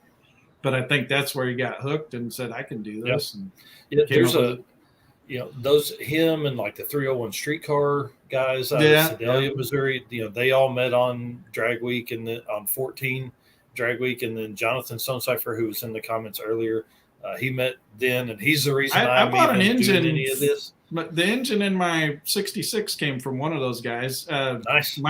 Mike Sleeper put it on Facebook Marketplace for sale. He's like, anybody want to buy this 427 small block? And I said, Mike, I want it. Yeah, Mike's bringing. I think Mike's bringing the Malibu to Sick Week. So, yeah, that car's awesome. But so I went out to Sedalia and picked that short block up a couple of years ago. Nice. And I built it for the wagon. Yeah. And then I sold the wagon, and the engine was sitting on the floor. And then I blew up the 540 that was in the 66. And just when I had that heart attack and the COVID and all that, I was stuck at home for 52 days recovering from this. And I'm like, I don't know what I'm going to do. I said, you know what? I'm going to throw that 427 in that 66 and see what it does. So that was just a thrown together, let's see what happens. And the car actually ran pretty good. So that's the most fun stuff you can do. My wife was like, she's like, you can't be out here doing this. This is too much work. I'm like, I'm not really doing anything. I'm just look, I'm just turning this wrench real slow. We're fine. I'm not doing anything. You're like picking the whole motor up. Yeah, he's like heads. We did it. It was pretty easy. You had all those days to think about it. That's the problem. Right.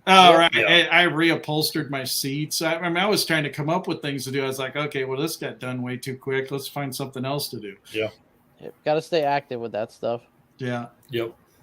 So that was very. I got a lot of stuff done during that. So who's announcing the event? Derek Putnam is like the main announcer, and then Chad Reynolds and Adam Dorey are going to be running around the pits and at the starting line and things like that. So that's the other side of why I'm excited, talking about the coverage side of stuff, is because the live stream has always just been of the track and, Adam announcing for race week. And then so now we'll have, if the track is down or they're getting ready or whatever, they'll have those guys interviewing people and all that kind of stuff. So that'll be a big plus. Yeah, I really feel like I'm missing out. I love the Don Garlett's Museum. I love going there. Yeah. I usually go to Florida every year for Christmas. And when I heard they were going through there, I was like, oh, I got to do that. And I can't make it because of this wedding, but otherwise I'd be there. It's going to be super cool at Don Garlett's. So the only thing that bothers me is it starts at I guess you got to race, and then you got to show up there, and then the thing goes till 9:00 at night, and then you got to be at the last track, by 2 in the afternoon, which I guess not a big deal, but you'd have to spend the night there in Gainesville and make the drive in the morning, which I guess is all right. Yep. But I feel a lot of people are going to show up at Don Garlett's at 2 or so and head out of there early just so they can get to the next track. Yeah. None of the drives are really that long though either. I think that was 100 miles or so.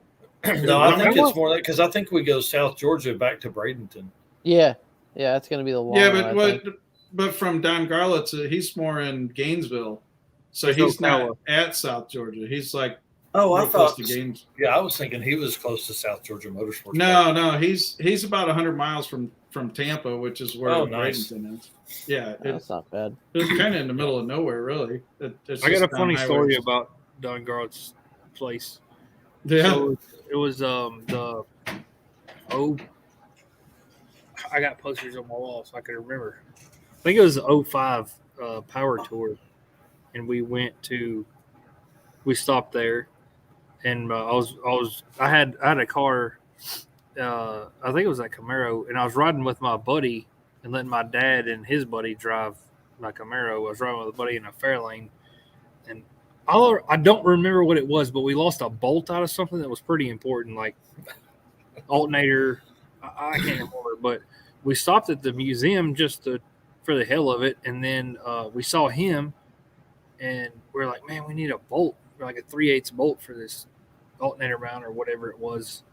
And he's like, oh yeah, come on in. And he like opened the door to his, shed garage thing or whatever. And we went in there. It was just like, oh, there's lots of cool. You're like, this is amazing. And it's not impressive to the like certain standards, but it's like it's old school still. It's still old school stuff hanging on the wall. That guy, I don't think has ever thrown anything away. He's got every broken dragster piece he's ever. I mean, like you go to his museum and it's like, oh, this is the clutch bell housing I broke on January 15th, 1963. Wow. I mean, he's got everything. I hate to say this, but surely, he's getting really far up there in age. 90. He just turned 90. God bless. Like 2 days ago. It's last Friday to be able to go still, and he's still like I think I saw a video literally 2 days ago where he was out there firing up a dragster or something. I wouldn't doubt that he pulls something out of the garage and does a burnout down his driveway. I mean, that's the kind of guy he is. I for sure would doubt it. With a good time. Yeah, I do remember that everything there in his museum, he says, runs on avgas, so it can sit and not fill up or whatever. Oh wow! So everything was still. He said everything has avgas in it. Whether he's not racing it, but yeah, I remember that, and I got that bolt and stuff, and I thought that was really. Just launched the Cato across the screen. Yeah, I did, but I lost the screen somehow. I don't know. For like, so it's probably where it like on the bottom of the screen there, it'll say "Stop Cam." Oh, you may have lost your host. Well, we've still got you on our end, so yeah, you're good. Okay. I worked from home for like 16 months during the peak of COVID there, and man, you'd be on a Zoom call and the cat, just a little cat head, just pop right in the edge of the screen. I got a question for you. Is there a Fox body on that Hot Wheels wall? Yes. Because actually, maybe not. I love to collect Fox body. There's no. Hey, dude, if I got one, I'll bring it. Do they make a Fox body Hot Wheel? They sure do. There's only a few. See, I'm kind of like an anti-Mustang guy, so I would never buy to my kid that one. Sorry. Well, the funny thing about it is I'm not really a Mustang guy. I grew up in a GM family, and I still mess with it. But there it is. Let's go. Hey, I got the same one. Oh, well, I'll see if I got another one outside. Dude, I got like another 400 on the wall outside. So. It's just I've got 12-foot walls in the shop. So in like the top 4 feet, I don't have a shelf on this one wall. So I was like, I'll just fill it with that. So I just kept buying stuff. I'm a truck guy for Hot Wheels. I love trucks. Yeah. So if cool. you see it, yeah. Anyways, it all starts with 99 cents or whatever they say. Hey, listen, I blame everything on mine and my brother's mom because she would let us, like, that was our deal. We went to the grocery store once a week. You guys you have $2 to buy.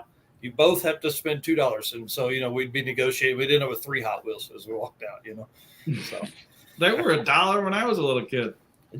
Like there's no inflation on Hot Wheels, and now it's like when it's like the $2.47 ones. I'm like, fuck y'all, I ain't buying that thing. I want the 99-cent Hot Wheel. I think it was like what 97 cents at Walmart or something. Yeah. Yep. It's just crazy, man. I blame my parents for all this because when we were young, we would go to Englishtown because we were only 30 minutes from Englishtown north, and we'd go to the Spring Nationals, I think it was. And I was like 3 or 4, and I used to hate it. This my mom right here, y'all. She's in here watching tonight. You were a good mom, I tell you. Love you. Hi, Mom. Yeah, we used to go to the Spring Nationals, and every time a car would go by, I'd throw up when I was a kid because I hated that loud noise. And then look at it now. Yeah, now you can't get away from it. Partially deaf, and I love race cars. Yeah, we never really went to the racetrack. I had an uncle, or have an uncle still, that he was always like, he always had a cool car or something like that. And then a great uncle that would come up from Dallas and lives in Grapevine now. But he always had something super cool, kind of like a Grand Touring car, like a big body BMW, like a 750 or something like that. And he would always pull up and he'd, sometimes we'd get a ride down the street in that car. And it was really cool, man. Yeah, that's him. And then Mom letting us buy Hot Wheels. And then my uncle with cool shit. He let me do my first burnout at like 13 years old in the square body. It was over after that. I got a cool question for everybody. I think about it often. Like, I'm a really big stick shift guy, actually, but obviously, when you're drag racing, it doesn't make a whole lot of sense. Autos go faster. Rich Guido. I have a T56 Magnum for Boost of Burden this time, so I'm going to put a stick shift back in it and try to go 750s or something or whatever with a H pattern, not face plated stick shift. Me and American Powertrain been working on it for a couple of years. But what was the first thing you drove with a stick shift? And I'm going to go way past the part where I can actually drive. When did somebody let you shift the gears or something like that? Because I have a story about that too. Oh. Because everything had a stick shift when we were kids, right? I got 2 stick cars now. Hell, my parents' Bronco from the 70s was a stick. But oh man, maybe my parents had Broncos, Corvettes, and BMWs in the 80s. That was their 3 cars. Nice. I think he had the old Crossfire injected Corvette. Those things were horrible. I'm so sorry. Yeah. You have the 4+2 or whatever they are. Oh. Yep. Never had a minivan. No, it was that SUVs stupid trucks. Dual throttle body. They had it in an 82 Corvette and it carried over to the new body style. Talking about the transmission. The transmission was like a 4-speed. That was a. I think it was a Muncie 4-speed with some weird overdrive unit attached to it. It was kind of like a gear vendor's kind of. Yeah, I've talked to Rick Johnson about those. He said those are garbage. The first stick shift car I ever drove, I was 16. My dad had a 84 Nissan pickup, and we had this really steep driveway. I said, if I can get it out of the driveway, I can drive it. So I got it out of the driveway, and I was gone all day. He's like, I had stuff for you to do. Nice. And so I was trying to remember, my mom popped in there and said that I drove my first stick at 14, and I think it was a Geo Tracker that we had borrowed from a dealership, a dude that she was friends with that owned a dealership in town. If I'm thinking right, the Chevy Geo dealership. Yeah, man. Yeah. I think it was a used car then, but I think that was that. And then the old truck used to be a 3-speed in the floor with the 283. So so I learned to drive the stick, and that whatever I was driving with her, and then started cruising the old truck around my grandparents had 5 acres, and so I would drive it around that. So yeah, she said it was the Geo Tracker. I mean, how the hell do you remember that? 25 years ago, like 40-year-old dude. The hell? Well, it's crazy. Probably not as hard to remember as you think. Yeah, right. You open that part of your brain up there, Yep, I think mine might have been an old Jetta, and I actually blew the spider gears out of it. Nice. Stumping the clutch like an idiot. But my parents actually had a old Mercury Capri turbo back in the day. Yeah, so they were non-intercooled. I think those were. Yeah, they had some cars back then. They still do. And my dad's got a '96 Bronco that we found in my buddy's yard. That's pretty much immaculate. He has now. He's got a '79 Vet with a 383, so we try to keep it interesting. Do you know what those My dad's got an 80 now? Vet. Oh, a lot of money. He won't sell that thing. Yeah. What's your dad think of the truck? Mike? Oh, the 73. No, your truck. Oh, mine. Oh, he likes it. When we were in Detroit, I was taking him for a ride, and he's like, all right. I'm like, no, it's not in boost yet. Give it a second.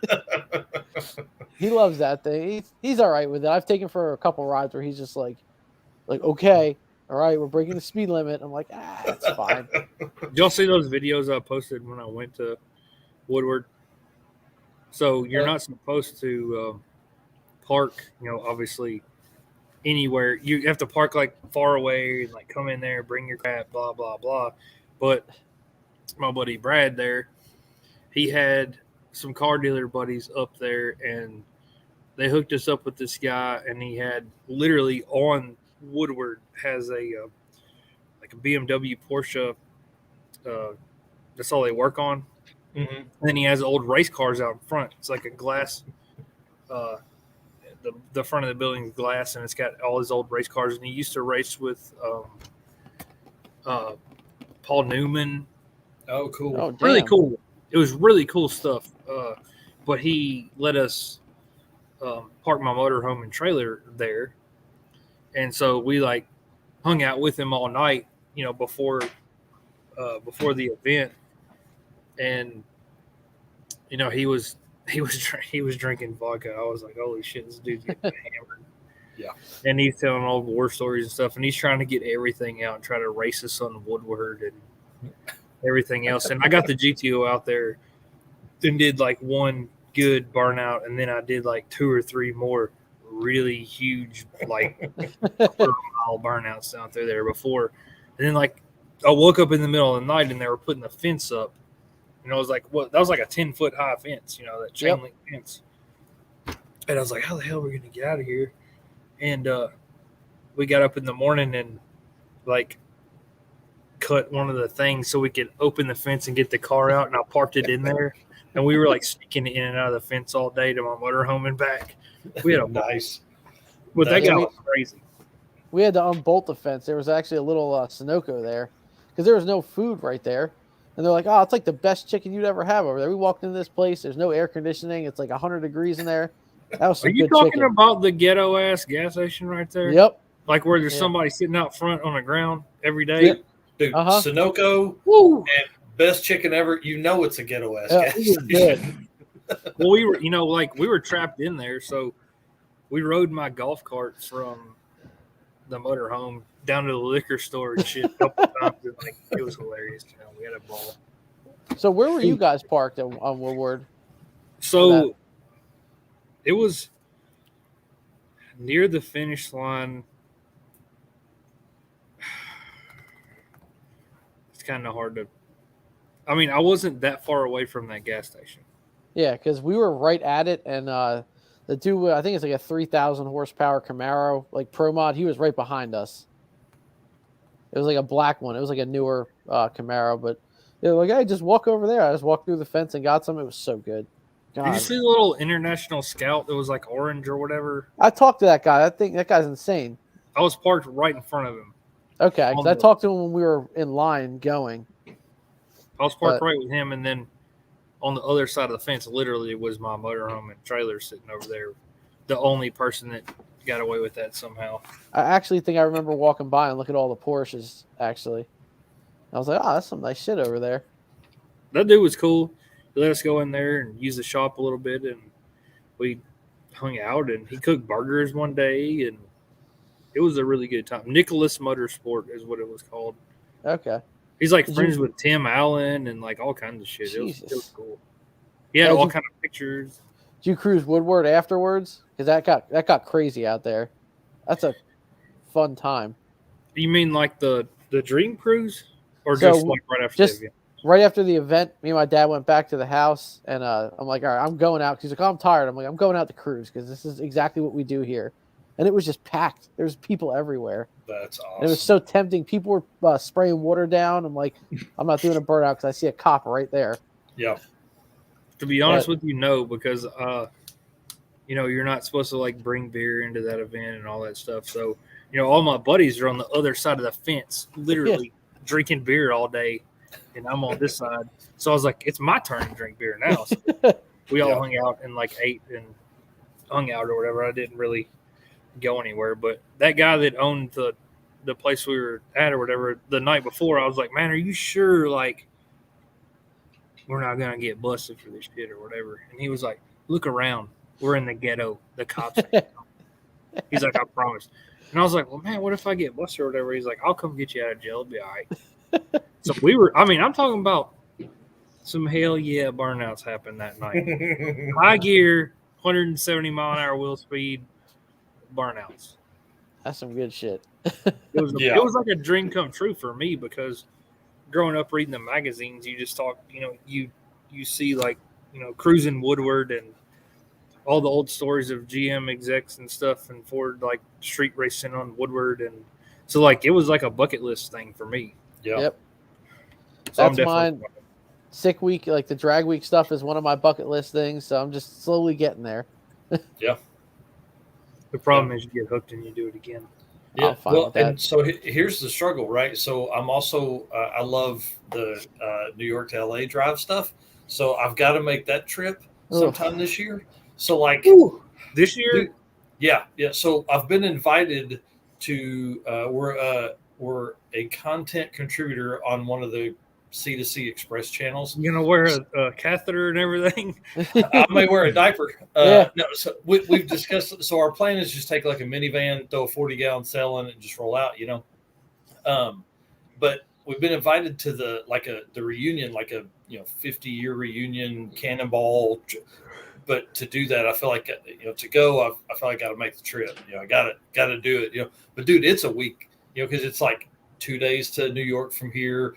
Then 36 to 40 hours across country, sleep for 8 hours, get back up 2 days, 3 days home from LA. Yep. That's, I don't know when the hell I'm going to fit that in. Plus the week of family vacation. It sounds dude, terrible. It sounds amazing. Are you freaking kidding me? Do it if you're can. You're gonna go. Yeah, shit. You're gonna get there and you're gonna go, holy shit, can we sell this motherfucker and fly back? I love the drive. I'd do it. No, dude, we would want to sell it by the time we got to Tulsa or Oklahoma City. That would be you talk about fist fighting on a drag and drive event. Now you're like closed up in a car. Somebody's running the DJ of the aux cord and you're just ready to kill someone, It's well, the drive out there, it's just straight. It's like just horrible. Yeah. Like we went out to Kansas. I think once you get like past Kansas and the early part of Colorado, there's stuff. if you're taking 70, the drive's awesome. Yeah, it's as you're leading up to the mountains would be really pretty, and it's just going there. That part. Yeah, I've never really been to the Northeast much. I've been to Rochester once for work, and I've been to Philly for a work trip. Dude, I walked around. So we had a facility in Edison, New Jersey, and I walked around Philly for like 3 or 4 hours one morning, just trying to see stuff and take pictures and all that kind of stuff. Pittsburgh's nice. Philly's pretty nice. It was pretty cool. Yeah, I'm only about 20 minutes east of Philly.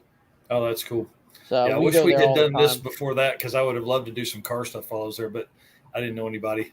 Oh, there's a lot of racing out there. And there's a lot of down here in South Jersey, like we call it the woods and stuff like that. There's a lot of street racing in this area, which is pretty nice. And then that would have been way more fun than sitting in a hotel room. Route 70, where it stops and ends in Baltimore, is where we usually race. Nice. So if you actually look Google Maps at the end of 70, you can see the marks. That's awesome. It's a concrete straightaway for a good mile. That's awesome. You talk about looking on Google Maps. Well, the other day we were talking about, so we did this stupid ass big burnout in Waffle House parking lot on Race Week 2020. And so I got to thinking, I was like, man, where was our hotel? Where was that Waffle House? So I Google mapped it. Dude, there's 2 big black marks still in that parking lot. Hell yeah. Yeah, we were dumb. It was great. I'd been chasing Newbern all week trying to get him to sign this Dukes of Hazzard trash can I have. And so, they're big Dukes of Hazzard fans. And so it's like night, I think it was night 3 or 4 and it was night 3 and they were leaving. Him and Finnegan were leaving the next day. And so I was like, damn, I'll have to find them again in the future and carry this fucking trash can around. And so him and Finnegan, like 8 other people come walking around the corner as we're leaving Waffle House. And so, of course, I'm in the cart. It's stupid. It's always, built for burnouts. And so I was like, do you guys like burnouts? And they're like, yeah. So I dump a gallon of water out and just second gear limiter this car for as long as it would do it. Brakes finally, got too hot. It caught. So it's pretty fun. Yeah, there's 2 big black marks that go across Waffle House. So how did they get, talking about Dukes of Hazzard, how did they get that guy to go on Rocky Mountain Race Week? I mean, did he have a car or what was that all about? Yeah, so he rode with a guy named Kevin Whitman, and apparently Kevin or Keith is big buddies with him and invited him, and then John Snyder just said, yeah, let's go. And so he was going to come to one day, I think it was Ennis, he was going to come or Ennis, Texas. I think it's penis without the P. Texas. And so he came to there and had so much fun hanging out with everybody that he jumped in the car with Kevin or Keith, whatever. I think it's Kevin, and rode to Tulsa with him and hung out. So it's pretty neat. That's cool.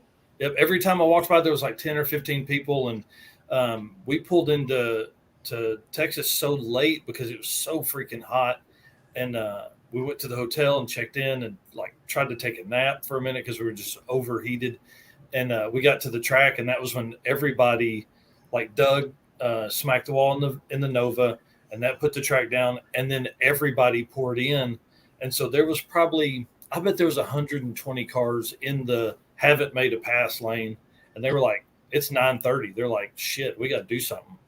So everybody it was like mass.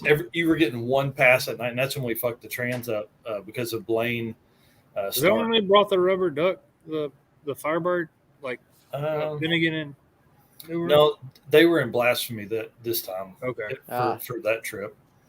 No, they were in they were in that Firebird. That was this. That was this year. Yeah, 2020. Yep. Yeah, where they shattered the drive shaft. Yeah, because that was the track they shattered it at, right? And then they were fixing it down there and came to Tulsa. Yeah, cool dudes, man. That car is really coming? Really cool. Yeah, Finnegan and Freiberger both are coming. So I've met them both. Actually, I got a really funny picture here of Brian Loans when we were at Drag Week.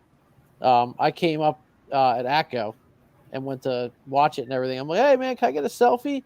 And I got probably the best selfie Brian's ever done. I got to find it on my phone real quick. This one, I was dying Every laughing. picture of Brian's a funny picture. Yeah, I'm a little sad he's not doing the announcing this year. I think that would be really cool to be around that guy. Yeah, he's a cool talker. That's great. I was dying. I was like, Jesus, man. I got a funny Freiberger story too. So we throw it back to 2010 Power Tour. So it was the last night. The last night we were in, I think it was Mobile, Alabama. All right, so you can imagine how nice it is down there. Oh yeah, that place is super nice. And I can't remember the guy. There was 2 guys that had Impala SSs, like 96 Impala SSs or whatever. They were really cool, and me and my buddy were hanging out in the bar with them or whatever, and at the hotel. And they're like, "Hey, let's go to the pool hall and have some beers or whatever." And I'm like, "Yeah, that's cool. Let's go." So I went over there, and we were hanging out, and they were probably in their 60s. And they're like, "Let's go to the strip club." And I was like, "Dude, I literally spent every dime I have to get to. I hope I can make it home." Yeah. At a 66 Impala 4-door with a 5.3 and a 4L60 in nitrous, no air conditioning. It's like 300 degrees outside. Yeah. So they're like, "Oh no, it's cool. We're gonna take care of it. Let's go to the strip club." We went to this strip club called Sam's. That's all I remember was Sam's. And they just handed us like a big old wad of money or whatever. And I remember like this stripper that me and my buddy got to come over there and give lap dances had a cast on her arm. Yes. Sounds like a high quality. The question is, was any of them pregnant? Like that's when you know you're in a high class joint. I don't know, but I do remember one girl looked like she was about fucking 12 years old in there, and I was like, what are we doing with our lives? So we took a taxi over there, and we're in Mobile, Alabama. I don't know where the fuck we are. I'm like, all right, it's time to leave. We're out of money and got to get up and go to the. We had to go to the whatever ship at what this down there, whatever I can't remember, the USS Alabama or whatever it is. Yeah. For the end of the power tour. So I go outside and I'm like, how are we going to get back? I don't know where our hotel is. Don't even know the name of it. I don't remember what it is. And like my dad was back at the hotel by himself, like sleeping, I guess. And I was like, I can't get a hold of him. So I look out there and they have the courtesy van, the strip club courtesy van says Santa. Oh God. And I was like, what does it take for us to like, y'all give us a ride or whatever? Oh, it's a courtesy van. We'll take you right where you're going. And I was like, all I know is it's that way. I'll know when we get there. And they took us back, and we got shit hammered drunk. All right. So the next morning, we cruising. I didn't even drive over there. I made Chris drive. We go over to the ship or whatever, and they're doing all the announcements and stuff. And I'm like, all right, we got a long way home from Mobile to Nashville. Let's just go. And you're driving, and I feel like shit.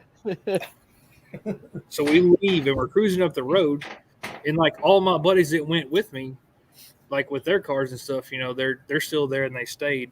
That like I get a call and I'm like, oh, they're broke down or something or whatever. So I answer it, and my buddy Cameron Coble was like, hey man, you just won the giveaway car.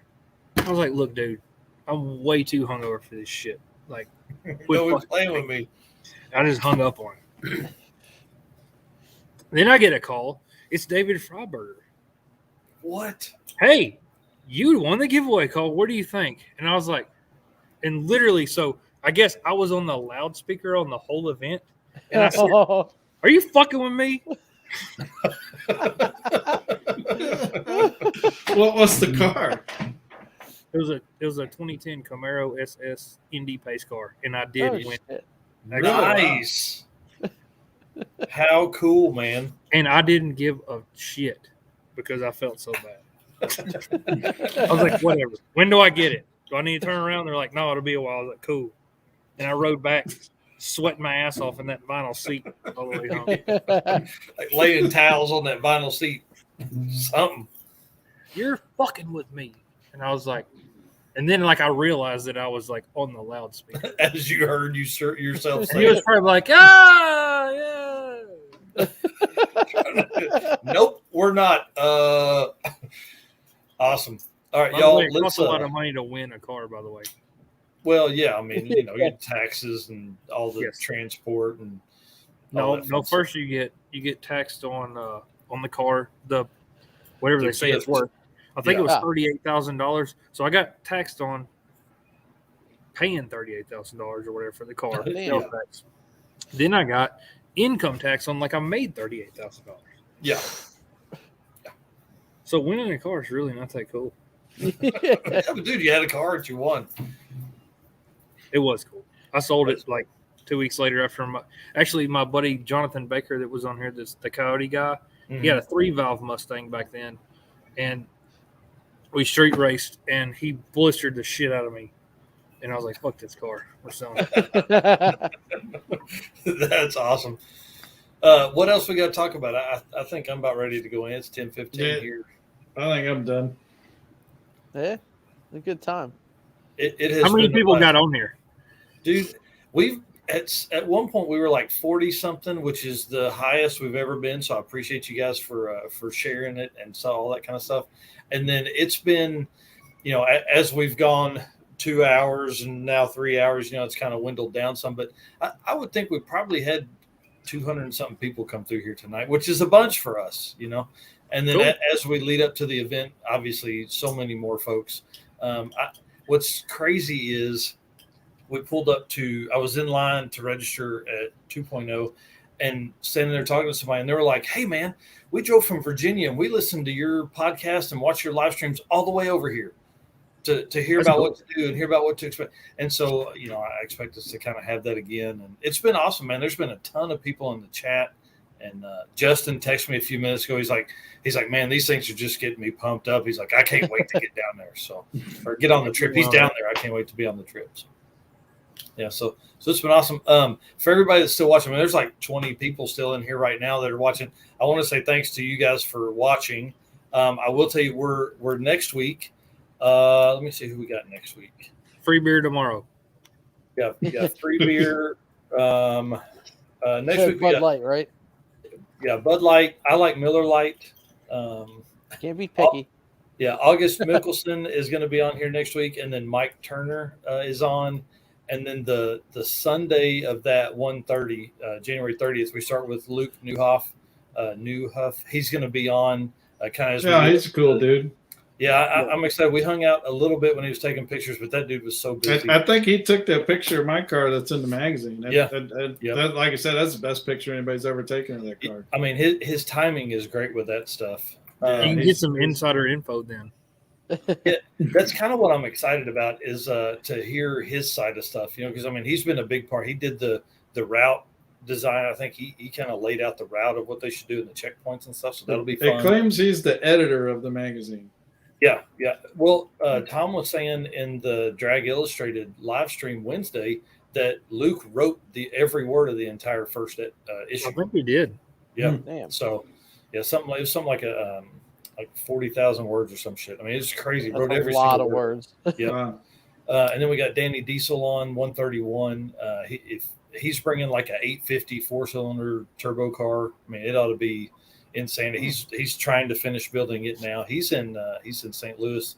We got Stephen Mask on 2-1, Adam Dorey and Chad Reynolds on 2-2, and then Rob Lapenske was in earlier. We got him, Zach Blum, and Steve McDermott Jr. on. Then I fly in 2-4, and then Justin Chestnut and I'll be in front of the Model A doing the live stream that night too. So, Number one, tell Chad he better be wearing sandals.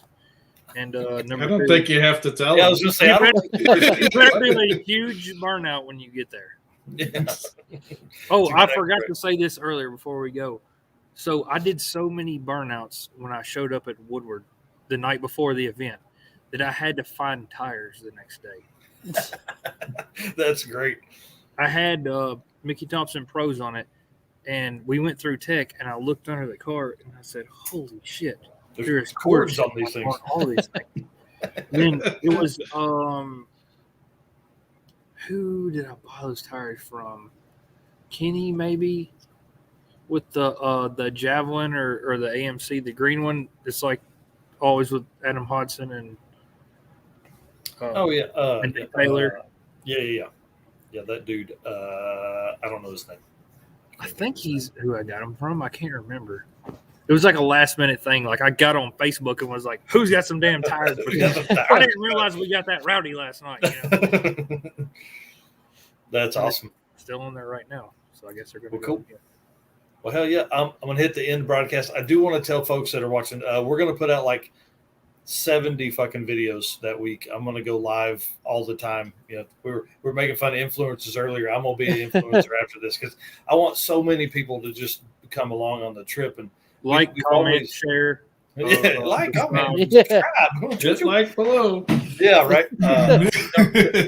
My biggest thought behind that is that we want to there's so many people that do videos, that have YouTube channels that do that, but hell, they won't edit videos so they get back home and it's 3 weeks later. We've always done one big one at night, but you don't get to see anything during the day. So like Jonathan Stonecipher that was in earlier, he's always like, man, you've got to put out more stuff. You got to give us during the day stuff, checkpoint walkarounds, all that kind of shit. So we're going to do a ton of that. And, we were all on fucking TikTok, Instagram, YouTube, Facebook, Pull over with the people that are broke down. Yeah. And get some stuff from that because that's what's really interesting, in my opinion. I would rather see somebody like succeed with that than somebody make a personal best or something. I'd rather just see the real shit. Well, and a lot of times only the really fast guys get the interviews, get the talking to, things like that. I want to talk to everybody. I mean, I don't have 350 videos that I have to go back and edit because I want to do a walk around. Well, I think that's the whole thing behind Sick the Mag. Yeah, is just to show everything. Yeah, get the smaller guys too. To be in the spotlight or have a picture or whatever, which is really, really cool. Yeah, it's awesome. I'm really excited to see how this event will change, drag and drive culture. I mean, there'll be so many more people that'll do so much more stuff, and just the little shit like Adam and Chad being in the stands or on the starting line, talking to people, or like you're just going to have a lot more options that way. So it's going to be pretty cool. All right, thanks for everybody. You guys stay with me. I'm going to end this broadcast. This will be on a podcast coming out in a few days if you want to listen to it while you're in the shop. Okay, bye. Subscribe, like,